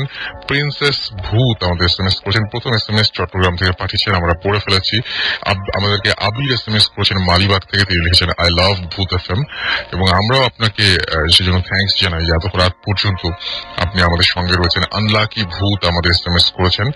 এছাড়াও আমাদের SMS করেছেন রাকিব এবং নাইম, তারা বঙ্গবাজার থেকে আমাদের SMS করেছেন। আজকের ঘটনাগুলো তাদের অনেক বেশি ভালো লাগছে, জানতে চেয়েছেন আমি কেমন কেমন আছি? আমি সবসময় ভালো থাকি, সবসময় ভালোর দলে। আমাদেরকে SMS করেছেন এছাড়াও শাফি নয়নগঞ্জ থেকে। এছাড়াও আমি যারা SMS পাঠাতে যাচ্ছেন কিন্তু নিয়মটি জানেন তাদেরকে বলবো যে মোবাইলের মেসেজ অপশনে গিয়ে টাইপ করুন ASHOUT শাউট স্পেস আপনার নাম স্পেস আপনার মেসেজ পাঠিয়ে দিন 9840 নাম্বারে। এয়ারটেল নাম্বার থেকে বা অন্য যে কোনো নাম্বার থেকে। ফেরদৌস সুমনের SMS আমরা দেখতে পাচ্ছি, তারা আমাদের দিকে SMS করছেন। রাসেল এবং মাসুম ভাই টেক মাই সালাম, ওয়ালাইকুম সালাম। আবির আমাদেরকে SMS করেছেন ময়মনসিংহ থেকে। রায়হান আমাদের SMS করেছেন ঢাকা কমার্স কলেজ থেকে। আজকের ঘটনাগুলো তার কাছে জোশ লাগছে। আচ্ছা, আমরা নেক্সট অতিথির কাছে চলে যাই যিনি আমাদের সাথে এই মুহূর্তে উপস্থিত আছেন। আপনার নামটা বলবেন প্লিজ। আমি হচ্ছে অন্তর, আমি ঢাকা সিটি কলেজে পড়ি। ওকে, সো আপনার ঘটনায় চলে যাই। ঘটনাটা হচ্ছে প্রায় 30 থেকে 40 বছর আগের। হচ্ছে আমাদের গ্রামের বাড়ি কুমিল্লার ঘটনা। আমার ফুপু আর আমার বাবাকে নিয়ে 30-40 বছর আগে প্রায় আমার ফুপু একদিন খুব অসুস্থ ছিলেন। অসুস্থ থাকার পরে সারাদিন অসুস্থ ছিলেন। তো সন্ধ্যার দিকে রাতের বেলা প্রায় সবাই বাসায় এসেছেন, খেতে বসেছেন। তো তখন হঠাৎ করে আমার ফুপু আমার দাদুকে বললেন যে মা, আমার তো খুব খারাপ লাগছে, আমি একটু বাথরুমে যাব। তো দাদু বললেন যে আচ্ছা ঠিক আছে, তোমার তো শরীর খারাপ, তো আমি তোমার সাথে যাচ্ছি, আমি বাইরে দাঁড়াবো, তুমি টয়লেটে যেও। তো সবাই ঘরের মধ্যে খাচ্ছে, আর টয়লেটটা অনেক আগের কাহিনী যেহেতু, তো তখন বাথরুমটা একটু বাড়ি থেকে একটু দূরে ছিল।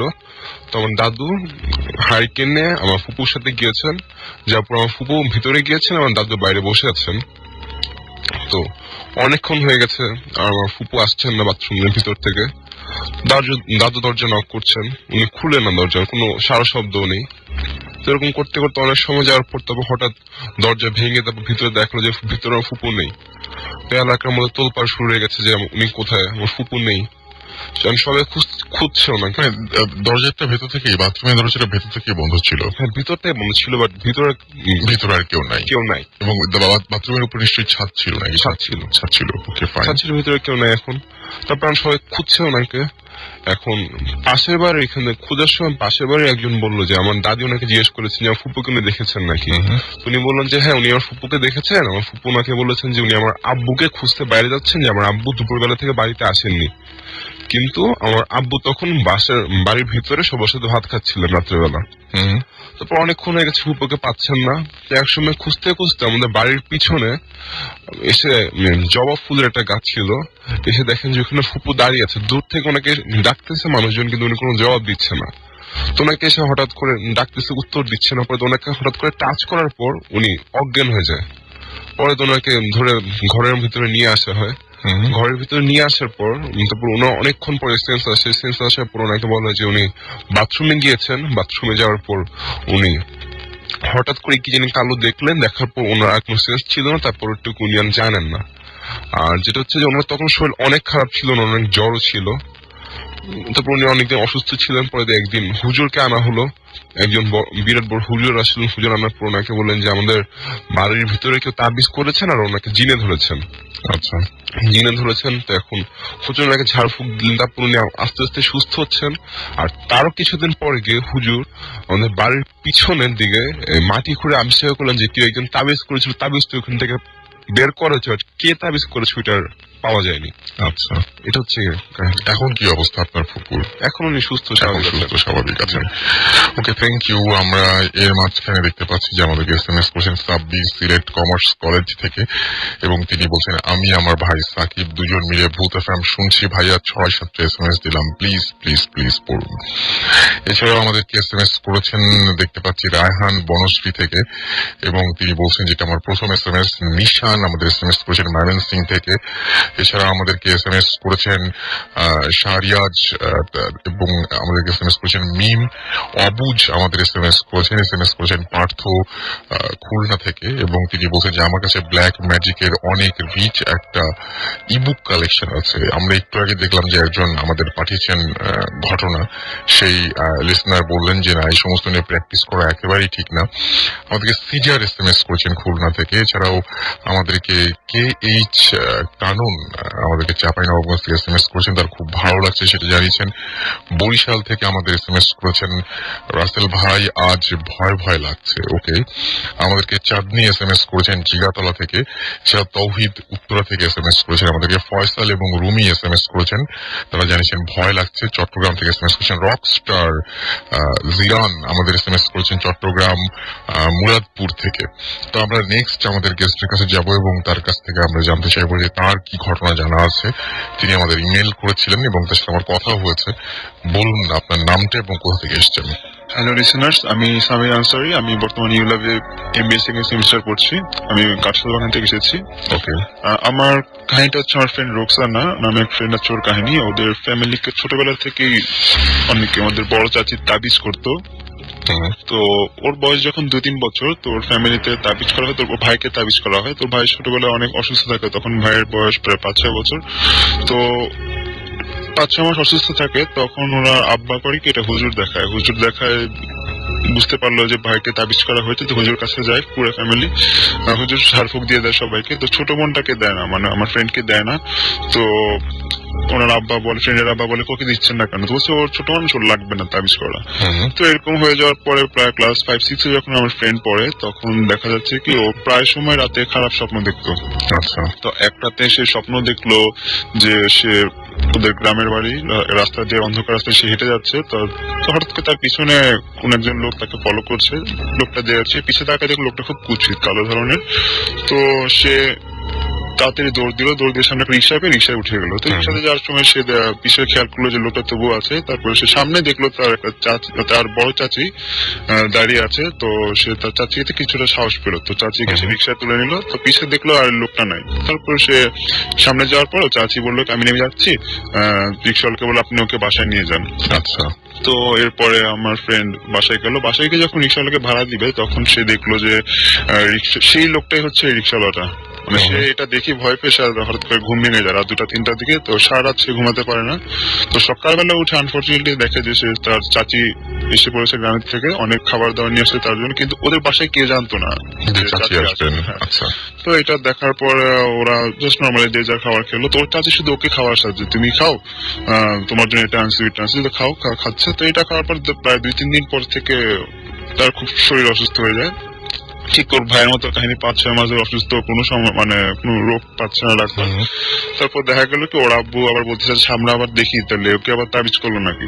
তো যারা হুজুর কাছে যাওয়ার পর হুজুর বললো হ্যাঁ ওকে তাবিজ করা হয়েছে। তখন এটা দেখার পর হুজুর ওকে একটা তাবিজ দিয়ে দিল, যেটা আপনার পড়া থাকে সবসময়, আপনাকে তো এমনিতেই সবসময় খারাপ স্বপ্ন দেখেন। এটা হওয়ার পরে দেখা যাচ্ছে যে তাবিজ দেওয়ার পরে ও প্রায় সময় খারাপ স্বপ্ন দেখে, এবং ও যখনই কোনো স্বপ্ন দেখে তখনই দেখা যাচ্ছে যে ওর বড় চাচি ওর সাথে মানে কথা বলতে চায় বা ফোন করে অথবা বাসায় আসতে চায়। তো তখন বাসায় আসলে তো কিছু না বলতে পারে না। তো এরকম বলতে বলতে একদিন দেখা যাচ্ছে যে তার চাচি আবার সেরকম ফল নিয়ে আসছে, এবার তুমি খাও, এটা তোমার জন্য আছে, কিন্তু ওরা এটা খায় না। এরকম কন্টিনিউ হতেই থাকে। 2-3 বছর পর ওর চাচি একদিন মানে একটা রোড অ্যাক্সিডেন্টে মারা যায়। তো মারা যাওয়ার পর তারপর থেকে আর কখনো তার এই কাহিনীগুলো কখনো আর ঘটে নাই ওর লাইফে। তারপর সে এখন নর্মাল সম্পূর্ণ সুস্থ হয়ে যায়, কোনো ধরনের কোনো এখন ঝামেলা নাই। আচ্ছা, আপনি আমাকে তো এই ঘটনাটাই পাঠিয়েছিলেন। আচ্ছা, আপনাদের কাছে আরো কোনো ঘটনা আছে? হ্যাঁ, আমার কাজিন যে অন্তর, ওর সাথে আমার একটা ঘটনা আছে। আমার ফুফুর বাড়ি চিটাগাং। তো আমি আর আমার কাজিন আজ থেকে গত বছর জুন মাসে আমরা গিয়েছিলাম। তখন তো একটা কাহিনী হচ্ছে, এটা হেলভি ফরেস্টের একটা কাহিনী।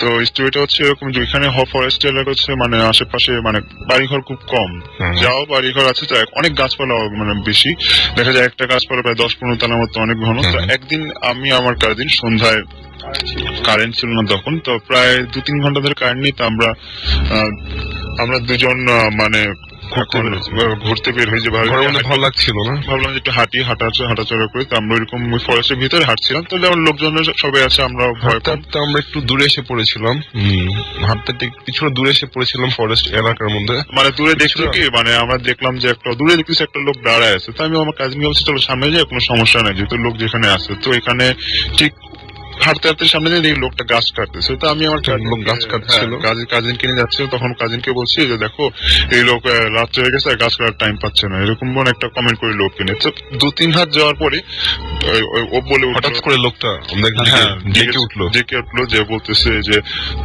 এই যে ভাই শুনেন না, শুনে যান আপনি। তো আমরা বললাম, আমি আর ও দুজন হঠাৎ করে এরকম ডাক শুনে আমরা ভয় পেয়ে গেছিলাম যে আমরা তো এমন কিছু বলে নেই যার কোন এরকম করে ডাকতে আমরা হবে। আবার সামনে যাচ্ছি, আবার লোকটা বলছে, কি শুনছেন না কেন, আপনি এদিকে আসেন না কেন? তো এটা বলতে আমার পিছিয়ে যাই, ব্যাক করি, ব্যাকটা দিয়ে লোকে মানে সাহস করে বলছে কি হয়েছে, সমস্যা কি আপনার, এটা বলতে যাবো। তো যেটা আমরা দেখলাম যে দেখছি যে লোকটার হাতে যেটাতে গাছ কাটছিল মানে কুড়াল যেটাতে এক হাতে, উনি এমন ভাবে ধরে রাখছে যে আমাদেরকে প্রায় মারবে এরকম একটা অবস্থা। আর আর একটা আশ্চর্য বিষয় ছিল যে হাতটা ছিল না মনে হয়, না ওই লোকটা না, ওই লোকটার আমরা ফার্স্ট থেকে ছিলাম যে দুই হাত দিয়ে কুড়াল দিয়ে কাটছে, বাট তখন দেখলাম যে ওনার একটা হাত নিয়ে আরেক হাত দিয়ে কুড়াল ধরে আছে।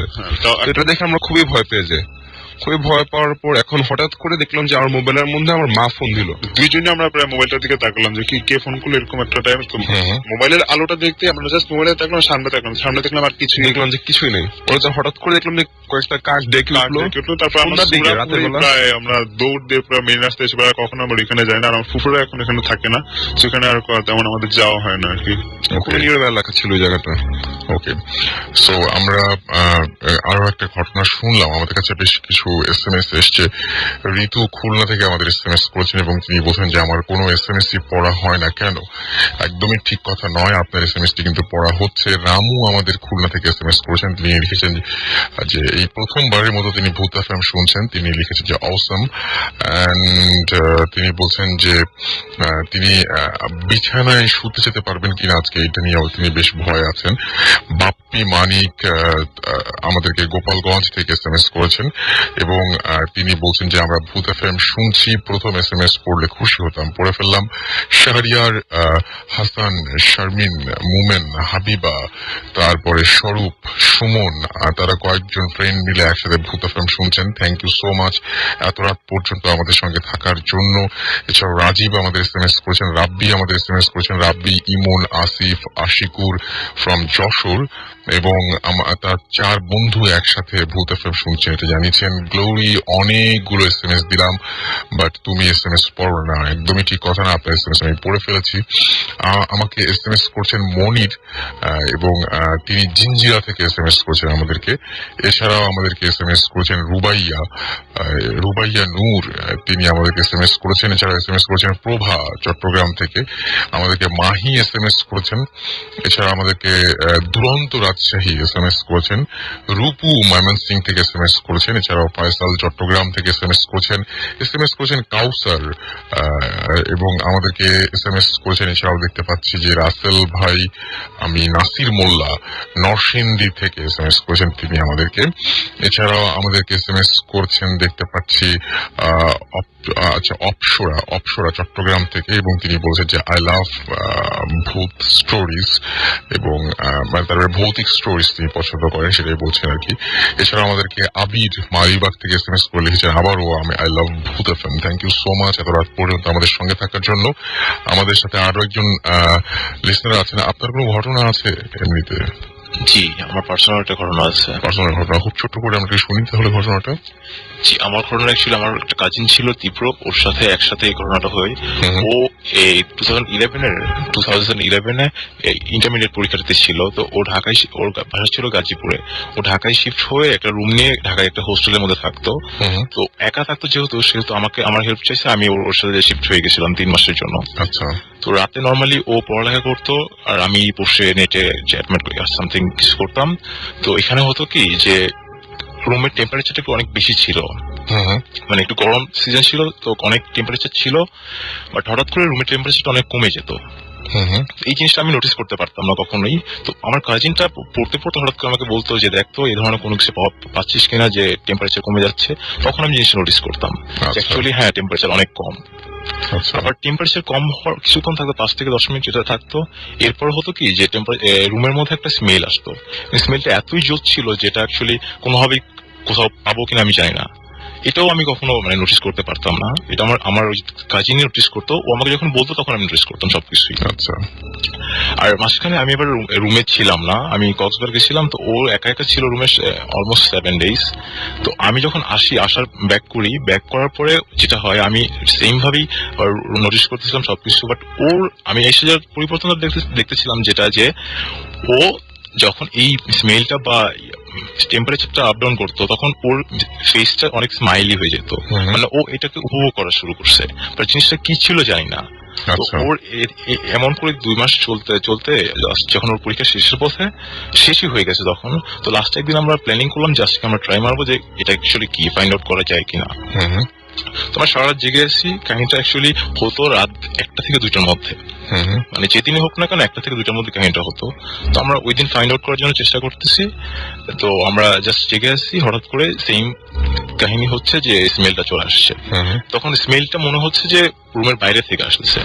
তো যেহেতু একটা হোস্টেলের মতো রুম করা, সামনে একটা গলির মতো আছে, 3 তলাতে রুমটা ছিল, তো আমি দৌড় দিয়ে বের হয়ে গেছি, গেটটা খুলে বের হয়ে দেখি যে একটা বিড়াল, কালো বিড়াল, জাস্ট স্মেলটা ওইখান থেকে আসতেছে, কিন্তু এক্স্যাক্টলি কোত্থেকে আসতেছে এই জিনিসটা আমি দেখতে পাচ্ছি বা বুঝি নাই। তো বিড়ালটা দেখে আমার সন্দেহ হয়েছে যে বিড়ালের সামথিং হতে পারে। তো আমি ওকে ফলো করতেছি, জাস্ট অন্ধকার ছিল হালকা পাতলা, তো আমি মোবাইলের যে টর্চ লাইট ছিল ওটা দিয়েই জাস্ট ফলো করছি। ফলো করে পাশে ও সিঁড়ির ওইখানে চলে গেছে, তো ওইখানে 2টা ছেলে দাঁড়িয়ে কথা বলতেছিল। তো ওই গলিটার মধ্যে আমি জাস্ট দাঁড়িয়েছিলাম, সামনে বিড়ালটা গিয়ে বামে একটা রুম ছিল, রুমের মধ্যে ঢুকে গেল, আমি স্পষ্ট দেখলাম। বাট আমি আগে গিয়ে দেখলাম যেটা যে পাশের রুমটা যেটা ছিল, যে রুমে ঢুকলো সেই রুমটা লক করা ছিল, তার মানে ওখানে যাওয়ার কোনো জায়গা হ্যাঁ যাওয়ার কোনো ওয়ে ছিল না ওইখানে। বাট সামনে একটা খোলার জায়গা ছিল। তো আমি ওই দুজনকে জিজ্ঞেস করলাম যে ভাই এখানে একটা বিড়াল দেখছেন? ওরা কোনোভাবে আনসার দিতে পারলো না, ওরা কোনো কিছু দেখে নাই। ওকে, থ্যাংক ইউ সো মাচ। এই ছিল ঘটনা। আচ্ছা, আমরা দেখতে পাচ্ছি যে এর মধ্যে আমাদেরকে মাসুম যশোর বিএমসি কলেজ থেকে SMS করেছেন, আমাদেরকে SMS করেছেন চট্টগ্রাম থেকে সানি, আমি খুব সিক, কাল এক্সাম, তবুও শুনছি ভাই আপনার ঘুমিয়ে পড়া উচিত আমার যেটা মনে হয়। আমাকে মিরাজ SMS করেছেন, বলেছেন যে মেসেজ পাঠাবো না, গুড বাই। আচ্ছা, যদি মেসেজ নাও পাঠান সমস্যা নাই, কিন্তু চলে যান না, কারণ তাহলে অনেকগুলো ঘটনা মিস করবেন, কারণ এরপরে আরো সব ঘটনা নিয়ে আমরা আসবো। রিয়াদ হাসান আমাদের SMS করেছেন, রিয়াদ হাসান নোমান খুলনা থেকে, তারা 2 ফ্রেন্ড মিলে শুনছেন। তো আমরা ছোট্ট ব্রেক নেব এবং যাওয়ার আগে জানিয়ে দিই যে যারা আমাদের সাথে আমাদেরকে SMS করছেন এবং যারা এই মুহূর্তে জয়েন করেন SMS করতে চাচ্ছেন কিন্তু নিয়মটি জানেন, তাদেরকে বলি আপনার এয়ারটেল নাম্বার থেকে বা অন্য যে কোনো নাম্বার থেকে টাইপ করুন SHOUT শাউট স্পেস আপনার নাম স্পেস আপনার মেসেজ আর পাঠিয়ে দিন 9840 নাম্বারে, জানিয়ে দিন কেমন লাগছে আমাদের প্রোগ্রাম, কি করলে ভালো হয়, এবং আপনি যদি ঘটনা পাঠাতে চান আমাদেরকে এবং আপনি যদি চান যে আগামী এপিসোডে আপনি এখানে উপস্থিত থেকে আপনিও আজকের যে সমস্ত গেস্টরা রয়েছেন তাদের মতো আপনিও ঘটনা বলবেন, তাহলে আপনাকে যেটা করতে হবে সেটা হচ্ছে আমাদেরকে ইমেইল করতে হবে। লিখে ফেলুন আমাদের অ্যাড্রেসটি bhutfm@radiofurti.fm। স্পেলিংটি আরো একবার বলে দিচ্ছি, স্পেলিংটি হচ্ছে BHWTFM@radioforti.fm। আর এছাড়াও আপনি আমাদেরকে রেকর্ড ফাইল পাঠাতে পারেন, আপনার সে সমস্ত ঘটনাগুলো ঘটেছে আপনার সাথে যে ঘটতে হবে এমন কোনো কথা নেই, অন্য কারোর সাথে ঘটলেও চলবে, বাট ঘটনা যদি আপনার জানা থাকে তাহলে সেই ঘটনাটা অবশ্যই সত্যি হতে হবে। সেই ধরনের ঘটনাগুলো আমাদের পাঠান। ছোট্ট ব্রেকের পরে ফিরে আসছি। স্টে টিউনড রেডিও ফুর্তি এন্ড ডোন্ট স্টপ দ্য ফুর্তি।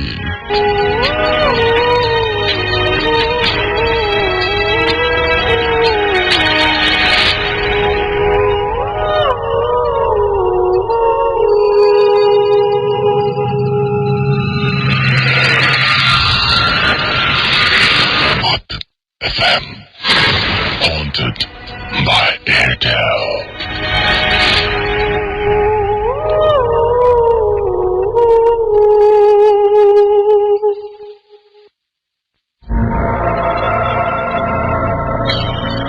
শুনছেন সবসময়ের রেডিও ফুর্তি, চলছে ভূত FM হন্টেড বাই এয়ারটেল। সাথে আছে রাসেল, আমার সাথে আছে মাসুম এবং আজকে অতিথিরা। আর সেই সাথে আপনাকে জানিয়ে দিই, যদি আপনি আমাদের SMS করতে চান তাহলে আমাদের SMS করার নিয়মটি হচ্ছে আপনার এয়ারটেল নাম্বার থেকে বা অন্য যে কোনো নাম্বার থেকে টাইপ করুন SHOUT শাউট স্পেস আপনার নাম স্পেস আপনার মেসেজ, পাঠিয়ে দিন 9840 নাম্বারে। আমি দেখতে পাচ্ছি অলরেডি অনেকগুলো SMS চলে এসছে, তবে তার আগে আমাদের আবারও প্রথম দিকের একজন গেস্টের কাছে ফিরে যাবো। আপনার নামটা আরেকবার বলবেন, যেহেতু এখানে চেহারা দেখা যায় না, নামটা বারবার বলতে হয়। হ্যালো ফ্রেন্ড, আমি তাজ। তাজ, আপনার ঘটনা বলেন। ঘটনাটা আপনার 16 ডিসেম্বর আমাদের ওইখানে শীতের সময় অনুষ্ঠান হয়, যেটাকে আমরা ব্যান্ড সঙ্গীত বলি। বাইরের থেকে অনেক দর্শক আসে, আবার বাইরের থেকে অনেক শিল্পী এনে আমাদেরকে অনুষ্ঠান ওখানে পরিচালনা করা অনুষ্ঠান হয়। সো সেদিন বরাবরের মতো আমি অনুষ্ঠান দেখে রাত মেবি 12টা বাজে আমি বাসায় ফিরছি। তো বাসায় ফেরার পরে আমাদের একটা পুকুর আছে, বড় পুকুর। আমি সেখানে যথারীতি বরাবরের মতো পুকুরে পা ধোয়ার জন্য আমি পুকুরে নামছি। তার আগে আমার যেগুলো সামগ্রী থাকে, ঘড়ি, চশমা, ফোন, আমি সিঁড়ির উপরে রেখে পুকুরে আপনার হাঁটু সমান পানিতে নেমে আমি পা ধুচ্ছি। হঠাৎ আমি অনুভব করলাম আমার জন্য কে পিছন থেকে ধাক্কা মেরে ফেলে দিচ্ছে, এবং সিঁড়ি ছাড়া আমি 3 হাত দূরে পড়ে গেছি এবং অনেকবার ওঠার চেষ্টা করছি কিন্তু উঠতে পারতেছি না। তো আমি অনেক দাপলা দাপলি করছি, সাঁতারও কাটছি, উঠতে পারছি না। মনে হচ্ছে আমাকে কে যেন চুপাচ্ছে। এবং কিছুক্ষণ পরে দেখলাম ছোট ছোট 2টা বাচ্চা সিঁড়ির উপরে দাঁড়িয়ে বলছে, আমরা তো অনেক দিন ধরে পুকুরের ভিতরে পড়ে আছি, কই কেউ তো আমাদেরকে একটু তুললো না, তো তুই পড়েছিস বলে এত সমস্যা হচ্ছে। তো আমি বলছি যে তা আমাকে বলছো কেন? বলে মনে হলো যেন আমি একটা হরর ফিল্মের ভিতরে আছি। অনেক কষ্ট করে ওঠার চেষ্টা করছি, উঠতে পারছি না। অবশেষে আমাদের ওইখানে থেকে যখন নাইট গার্ড যাচ্ছিল, নাইট গার্ডেরা দেখছে পুকুরের ভিতরে অনেক দাপাদাপি হচ্ছে। তখন নাইট গার্ডেরা মনে করছে যে পুকুর থেকে হয়তো মাছ চুরি করছে। তখন তাদের বড় টর্চ লাইট ছিল, টর্চ লাইট দিয়ে যখন মেরে দেখলো যে পুকুরের ভিতরে দাপাদাপি, ওরা অবশ্য তখন পুকুরের ধারে এসে দেখলো যে মানুষ দাপাদাপি করছে। তারপরে ওরা দেখলো যে আমাকে ওরা টেনে তুললো। তোলার পরে কিছুক্ষণ পরে আমি তো ওখানে জ্ঞান হারিয়ে পড়ে গেছিলাম। তো বাচ্চা দুটোর কারণ হচ্ছে আমার পুকুর পাড়ে একটা কবর আছে ছোট বাচ্চার, সে কবরটা অলরেডি আমাদের পুকুরের ভিতরে চলে গেছে, যার কারণে আমাকে হয়তো তারা মেসেজ দিয়ে দিচ্ছে যে কবরটাকে ঠিক করার জন্য বা কোনো কিছু করার জন্য। তারপর থেকে আমার 1 সপ্তাহ জ্বর ছিল। সো রাসেল ভাই, থ্যাঙ্কস। ওকে, আচ্ছা, আপনার কোনো ঘটনা কি আছে? আর আপনার আরেকটা মনে হয় ঘটনা ছিল যে রাতের বেলায় কোন একটা ভয় পেয়েছিলেন, এরকম একটা ঘটনা ছিল বোধ হয়, নাকি আপনি বলবেন? কেউ একজন। আমার একটা ঘটনা ছিল। আচ্ছা, আমি এটা নিব না। থ্যাংক ইউ রাসেল ভাই। This is Limon again. আমি এখন যে ঘটনাটা শেয়ার করব, সেই ঘটনাটা আমার এক বড় ভাইয়ের সাথে ঘটে যাওয়া ঘটনা। তো আমার বড় ভাই উনি এটা তার নিজের লাইফের সাথে এক্সপিরিয়েন্স করছেন। তো আমি সরাসরি ঘটনায় চলে যাচ্ছি। তো আমার বড় ভাই ঢাকায় থাকেন, চাকরি করেন। তো উনি কোনো একটা কারণে অনেক লেট নাইটে বা গভীর রাত্রে ঢাকা থেকে বাড়ির উদ্দেশ্যে যাত্রা করেছিলেন বা বাড়িতে যাচ্ছিলেন। তো তিনি যখন বাস থেকে নামেন বাড়িতে যাবেন, তখন অলমোস্ট রাত প্রায় 3:30 কি 4টা, নিয়ার অ্যাবাউট 4 AM এরকম হবে। তো তিনি যাচ্ছেন। তো এখানে বলে রাখি যে তার যে বাসা, তার বাসার দিকে যেতে হলে অনেকটা গ্রাম সাইড, রাস্তার 2 ধারে অনেক গাছপালা এবং অনেক ধান ক্ষেত। তো তিনি যখন তার বাড়ির দিকে টার্ন নিচ্ছিলেন, তো তখন তিনি দেখলেন যে তার রাস্তার সাইডে যে ধানি জমিগুলো ছিল বা ফসলি জমি যে ছিল, সেখানে তার খুব পরিচিত একটা লোক কাজ করছে বা কোদাল দিয়ে মাটি কোপাচ্ছে, এরকম দূরে থেকে তিনি দেখছেন। তো তিনি দেখা সেই লোকটাকে ডাক দেওয়ার চেষ্টা করলেন বা তাকে ডাকতেছিলেন। তো তখন তিনি যেটা দেখলেন যে সেই লোকটা তার ডাক শুনছে না, অনবরত কাজ করে যাচ্ছে। আমার ভাইয়ের মনে কনফিউশন হচ্ছিল যে কেন সে সাড়া দিচ্ছে না। তো যেহেতু সে সাড়া দিচ্ছে না, আমার ভাইয়ের কৌতূহলটা হলো যে তার কাছে যে তার সাথে কথা বলার জন্য। তো তিনি আমার সেই লোকটার কাছে যেতে শুরু করলেন। তো আমার ভাই পরে যেটা নোটিস করলো যে তিনি যত সেই লোকটার দিকে আগাচ্ছেন, সেই লোকটা তত আরো সামনের দিকে আগাচ্ছে, মানে আমার ভাইয়ের থেকে আরো কয়েক কদম সামনে এগিয়ে যাচ্ছে। তো তিনি এক পর্যায়ে তাকে ধরতে পারছিলেন না, মানে যতই তিনি আগাচ্ছেন সে তত আরো দূরে সরে যাচ্ছে। তো তিনি তাকে ধরার জন্য অনেক চেষ্টা করলেন। তিনি, আমার ভাই ভাবছিলেন যে হয়তো লোকটা তার সাথে মজা করছে। তো তিনি তাকে ধরার জন্য সামনের দিকে ধাওয়া করে যাচ্ছিলেন। এক পর্যায়ে তিনি প্রচন্ড দৌড়াচ্ছিলেন। দৌড়াতে দৌড়াতে তাদের বাড়ির ওই সাইডে একটা জঙ্গলের মতো আছে। তো ওই সাইডে যে হঠাৎ করে আমার ভাই নোটিস করলো যে সামনে যে লোকটা ছিল সেই লোকটা একদম ভ্যানিশ, সেই লোকটা ওখানে নাই। তারপর তিনি, আমার ভাই সে জায়গায় গিয়ে তারপর তিনি নোটিস করলেন যে তিনি দিক হারিয়ে ফেলছেন, যে তিনি কোন দিক থেকে আসছেন তিনি গেস করতে পারতেছিলেন না যে আসলে কোন দিকে এখন যাওয়া উচিত। তিনি প্রচন্ড ভয় পাচ্ছিলেন। তো তারপর তিনি কোনো কি করতে হবে না ভাবতে পেরে তিনি যে দিক থেকে আসছিলেন সেদিকে দৌড়ে চিৎকার করতে করতে দৌড়ে যাচ্ছিলেন। তারপর একটা লোকালের মতো জায়গায় আসে, তারপর তিনি জ্ঞান হারিয়ে পড়ে যান। তারপর আশেপাশে যারা স্থানীয় লোকজন আছে তারা তার চিৎকার শুনে তাকে এসে সেভ করে, এবং পরদিন সকালে যখন আমার ভাইয়ের জ্ঞান ফিরে তারপর তিনি সবাইকে ঘটনাটা শেয়ার করেন। এবং তারপর বলা হয় যে সেই লোকটা নাকি তার মাত্র 3 দিন আগে মারা গিয়েছিল। তো এই ছিল ঘটনা আর কি। ওকে, থ্যাংক ইউ সো মাচ। আমরা কিছু SMS এ যাই। আমাদেরকে পালুল SMS করেছেন ঢাকা থেকে, এছাড়াও আমাদেরকে রায়হান SMS করেছেন গাইবান্ধা থেকে। Thank you Bhoot FM, you are most welcome. Saju আমাদের SMS করেছেন BL কলেজ খুলনা থেকে। এছাড়াও আমাদেরকে শিহাব SMS করেছেন এবং এটা তার প্রথম SMS তিনি লিখেছেন।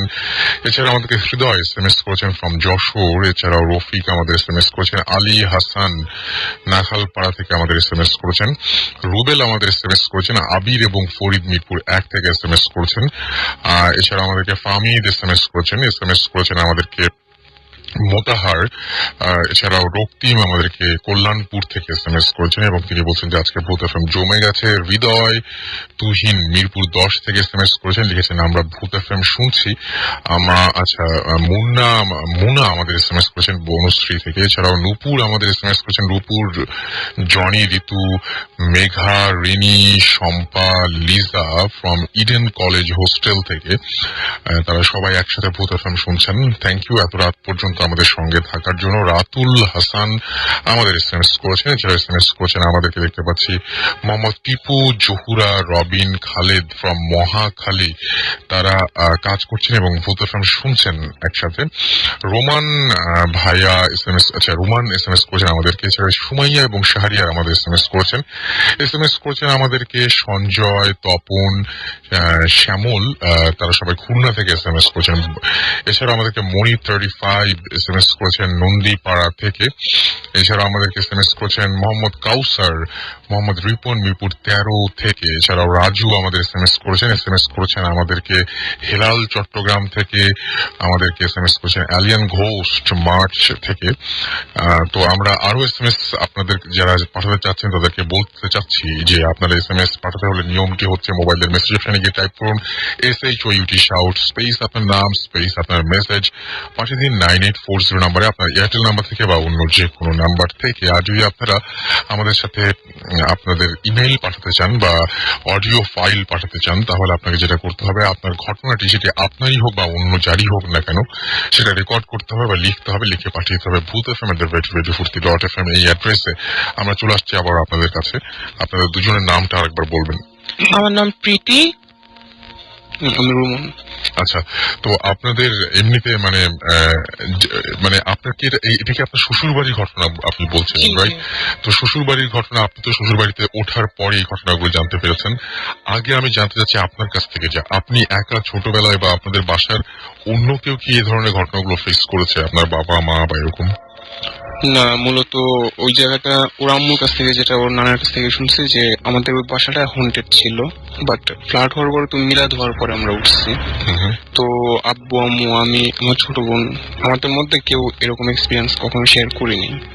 অতটা কোনোদিন নোটিসও face করতে করেননি। পারিনি। হ্যাঁ, ওইরকম কিছু Right. ছিল না। আচ্ছা, বাট আপনারা দুজন মিলে দেখেছেন। আচ্ছা, আর কোনো ঘটনা আপনাদের মনে পড়ছে যে ঘটনাটা আসলেই মনে পড়লে প্রচন্ড ভয় লাগে দুজনের, এরকম কোনো ঘটনা আছে? একটা ঘটনা আছে, সেটা অবশ্য আমার না, সেটা হচ্ছে আমার দাদার কাজিন। সেও আমার দাদা হতো, 3 বছর আগে সে মারা গেছে। তো তার ঘটনাটা হচ্ছে আমাদের গ্রামের বাড়িতে সে থাকতো গ্রামের একেবারে লাস্ট মাথায়। তার আশেপাশে 2টা কি 3টা বাড়ি ছিল, মানে এতটাই দূরে যে মূলত গ্রাম থেকে সে 1 কিলোমিটার দূরে থাকতো মিনিমাম। তো তার একটু সাহস ভালোই ছিল, খুব সাহসী লোক ছিল। এটা 1974 এর কাহিনী। তো একদিন যেটা শুনছি, সে তার নিজের মুখে শোনা এটা আমার। তো সে একদিন বাজার থেকে আসছিল, বাজার করার পরে সেদিন সে শুটকি কিনছিল বাজার থেকে। তো আসার সময় তারা 4-5 জন একসাথে আসতেছিল গল্প করতে করতে সন্ধ্যার দিকে। তো যার যার বাসায় সবাই তো চলে গেছে, সবার বাসা আগে পড়ে যায়। তার বাসাটা সবার পিছনে ছিল, অনেক দূরে, 1 কিলোমিটার প্রায়। তো অনেকে 2-1 জন বললো যে আমি কি আগে দিয়ে আসবো কিনা। একজন যে বললো না দরকার নেই, আমি যেতে পারবো, একা, সমস্যা নেই। তো সে একা যাচ্ছে। তো কিছুটা যাওয়ার পরে সে দেখতে পারলো যে রাস্তায় কেউ একজন দাঁড়ায় আছে, মানে একটা শ্যাডো টাইপ কিছু একটা সাদা। তো সামনে আগাতে আগাতে দেখে যে একটা বাচ্চা ছেলে, বয়স 12 থেকে 13 হবে। তো সে বললো যে বাবা, এত রাতে তুমি এখানে কি করো? কারণ ওখানে 8টা-9টায় হচ্ছে অনেক রাত, সবাই ঘুমায় পড়ে, কারেন্ট নেই। তো বাচ্চারা বলতেছে তুমি বাজার থেকে আসছো? তো সে একটু ভরকায় গেছে যে বাচ্চারা তাকে তুমি করে বলতেছে, যে মুরুব্বি মানুষ। বলছে তুমি কার ছেলে? বলতেছে যে আমি যেই হই, আমি তো তোর যে ব্যাগে যে জিনিসটা আছে সেটা আমি চাইতেছি, আর সেটা না দিলে আমি অন্য কিছু করবো। বলে কি করবো, এটা কেন চাইতেছো? তো বলতেছে যে তোমার সাথে আমার কোনো সমস্যা হবে যদি এটা না দাও, আপোষে দাও, তুমি চলে যাও, না দিলে সমস্যা হবে। মানে সে শুটকিটা যাচ্ছে। তো সে তখন বুঝতে পারছে যে এটা কোনো বাচ্চা ছেলে, মানে হিউম্যান না সে। তখন এরকম তর্কাতর্কি এক পর্যায়ে বাচ্চাটা তাকে আইসা তার উপর ঝাঁপ দেয়, তাকে মাটিতে ফেলে দেয়। সেও মোটামুটি স্ট্রং ছিল, তখন তার বয়স কমই ছিল, ইয়াং ছিল। তো সে অনেকক্ষণ চেষ্টা করছে বাচ্চাদের সাথে কারাকারি করার। তো সে দেখতেছে যে বাচ্চাটার সাইজ আস্তে আস্তে বড় হচ্ছে, আর সে মানে মানুষের শেপে আর নাই, কোন একটা জন্তু টাইপ হয়ে গেছে। আর তার ব্যাগে যে শুটকি গুলো ছিল সেগুলো সব সে একসাথে মুখে নিতেছে, তাকে ধরে রেখে যেন সে নড়তে না পারে। তো সে যেটা বললো যে অনেকক্ষণ সে এরকম দস্তাদস্তি করার পর একসময় সে অজ্ঞান হয়ে গেছে। আচ্ছা, তার কিছু মনে নাই। তো পরের দিন তাকে অনেক খোঁজাখুঁজি করার পরে তাকে পাওয়া যায় যে খালের পাশে। তার পুরা শরীর পিচ্ছিল ছিল, পিছলা ছিল। তো তারপরে আল্লাহর রহমতে সে বেঁচে গেছিল সেই যাত্রায়। তো সেই সময়ের পর থেকে 3 বছর আগে সে মারা গেছে। তার মারা যাওয়ার পর্যন্ত আমরা সবসময় দেখছি আর জানছি সে একটা কুকুর সাথে রাখতো অলওয়েজ। সেই সময় পর থেকে এটা সে ভয় পাইতো যে কুকুর যেটা ছিল, আমি যেটা জানি, সে আমাকে বলছিল যে কুকুররা নাকি এইসব জিনিস দেখতে পারে, আশেপাশে জিন টিন বা আত্মা এসব আসলে তারা আগে থেকে দেখতে পারে, আর তারা চিল্লানো শুরু করে। জাস্ট সাবধান হওয়ার জন্য রাখছিল। তো এরকম 4-5 বার কাহিনী করছে যে এই কুকুরটা যে সে রাখছিল 2 বা 3 মিনিটের জন্য, দিনের বেলা হোক, রাতের বেলা হোক, ভোরের বেলা হোক, কুকুরটা যদি তার থেকে 2 বা 3 মিনিটের জন্য কোথাও দূরে থাকতো, তাকে আর পাওয়া যেত না। সে বলতো যে কুকুরটা যদি দূরে থাকতো, আমার মধ্যে না থাকতো, আশেপাশে কোথাও না থাকতো, তাহলে আমি শুধু দেখতাম যে কালো একটা চাদর আমার চোখের উপর পড়তেছে। এরপরে কিছু মনে থাকতো না। যখন সে উঠতো তখন সে দেখতো সে থাকে শেরপুর, সে হয় ময়মনসিংহ আছে, নয় জামালপুর, নয় টাঙ্গাইল, কোন এক জায়গায় চলে গেছে। থ্যাংক ইউ আপনাদের সবাইকে। আমার মনে হয় যে সবার মোটামুটি যা বলার ছিল সবাই বলে ফেলেছেন, এবং আমিও সেই সাথে বলতে চাই যে আপনারা যারা আমাদেরকে আগামীতে এখানে স্টুডিওতে উপস্থিত থাকতে চান তারা আমাদেরকে ইমেল করুন, এবং ইমেল করার অ্যাড্রেসটি আমি আরো একবার বলেছি, bhutfm@radiofurti.fm। আসলে মানুষের জীবনে বিভিন্ন সময়ে বিভিন্ন ঘটনা ঘটে, এবং সেই ঘটনাগুলো কোনো সময় আমরা গুরুত্ব দেই, কোনো সময় গুরুত্ব দেই না, এবং আমরা খুব ছোটখাটো ব্যাপারগুলো এড়িয়ে চলি। আমি আজকেও একটা ঘটনা এরকম শুনছিলাম যে এরকম দেখা যায় যে অনেকের লাইফে এরকম ঘটে যে একটা জিনিস হয়তো কোনো একটা জায়গা থেকে হারিয়ে গেছে, আবার কিছুদিন পরে সেই জায়গাতেই আবার সেই জিনিসটা ফেরত পাওয়া যায়। এরকম ঘটনা কিন্তু অনেক সময় ঘটে, এবং অনেক গুরুজনরা এটা বলেন, বিশ্বাসও করেন এরকম যে হ্যাঁ এটা হারিয়ে গেছে, কিছু মনে করো না, দেখবা যে যেখান থেকে হারিয়েছে সেখানে আবার পেয়ে যাবা। তো আমি কিছু SMS পড়ে ফেলি। পারভেজ আমাদের SMS করেছেন, আমাদেরকে SMS করেছেন MH রাসেল, এছাড়াও মিট টু মিতু মৌ আসমি মনি মিরপুর থেকে আমাদের SMS করেছেন। ইশনা আমাদের SMS করেছেন ঢাকা থেকে। এছাড়াও সি আমাদের SMS করেছেন, আচ্ছা সিয়া আমাদের SMS করেছেন। আচ্ছা, এছাড়া আমাদেরকে SMS করেছেন জুয়েল টিটু সুমন। এছাড়াও আমাদেরকে SMS করেছেন শশী নটিংহাম কলেজ থেকে। লিজন আমাদের SMS করেছেন। সুজন SMS করেছেন আমাদেরকে। SMS করেছেন দিশাদ, SMS করেছেন এনায়েত, SMS করেছেন আমাদেরকে নিকুঞ্জ থেকে লেনিন। এছাড়াও মিরাজ আমাদের SMS করেছেন। নাজিম SMS করেছেন। সুমাইয়া SMS করেছেন। SMS করেছেন নিধি আজিমপুর থেকে। মোহাম্মদপুর থেকে আমাদের SMS করেছেন। আমাদের SMS করেছেন আমি আমার নাম, আচ্ছা তিনি তার নামটা লেখেননি আর কি। যাই হোক, অনেকে আমাদের SMS করেছেন এবং যারা এতক্ষণ ধরে SMS করছিলেন তাদেরকে অনেক অনেক ধন্যবাদ জানাচ্ছি। অনেকের SMS পড়া আমাদের পক্ষে সম্ভব হয়নি, সেই জন্য আমি আবারও দুঃখিত। বাট এখানে আসলে অনেকটাই আমার মানে কিছু করার থাকে না আর কি। যেটা বলছিলাম যে এরকম ধরনের ঘটনা বলে থাকি যে অনেকে আমরা কিছু জিনিস ইগনোর করি। তবে একটা জিনিস আমি সবাইকে সাজেস্ট করবো যে বিশেষ করে আমি অনেক ইমেল পাই এরকম যে ভূত FM শোনার পরে তারপরে রাতের বেলায় ভয় পান। তো এমনিতেই যে জিনিসটা হয় সেটা হচ্ছে শোনার পরে মাথার ভিতরে একটা ভয় কাজ করে। আর যে কোনো জিনিস দেখার পরে প্রথমে ভয় পেয়ে যাবেন না, মানে আমার যেটা মনে হয় যে সেটা আপনি হ্যালুসিনেট করতে পারেন, অন্য কোনো কিছু ঝামেলা হতে পারে, ঘুমের মধ্যে স্বপ্ন দেখতে পারেন। সুতরাং একটু শান্ত হয়ে জিনিসটা ভালোভাবে পরিস্থিতি বুঝে তারপরে সেই পরিস্থিতি মোকাবেলা করার চেষ্টা করবেন। সবাই ভালো থাকুন, অনেক সুন্দর একটা সপ্তাহ কাটুক আপনাদের এবং অনেক অনেক অনেক ভালো কাটুক এই মাসটি, এই বিশেষ করে আগামী সপ্তাহটি। আবারও আগামী শুক্রবারে ঠিক রাত 11:59 ফিরে আসবো নতুন অতিথিদের নিয়ে। সেই পর্যন্ত সবাই অনেক অনেক অনেক বেশি ভালো থাকবেন, অনেক সুস্থ থাকবেন, অনেক সুন্দর থাকবেন এবং মোস্ট ইম্পর্টেন্টলি ফুর্তিতে থাকবেন। আজকের মতো এখানেই tata. The track download from SumirBD.mobi.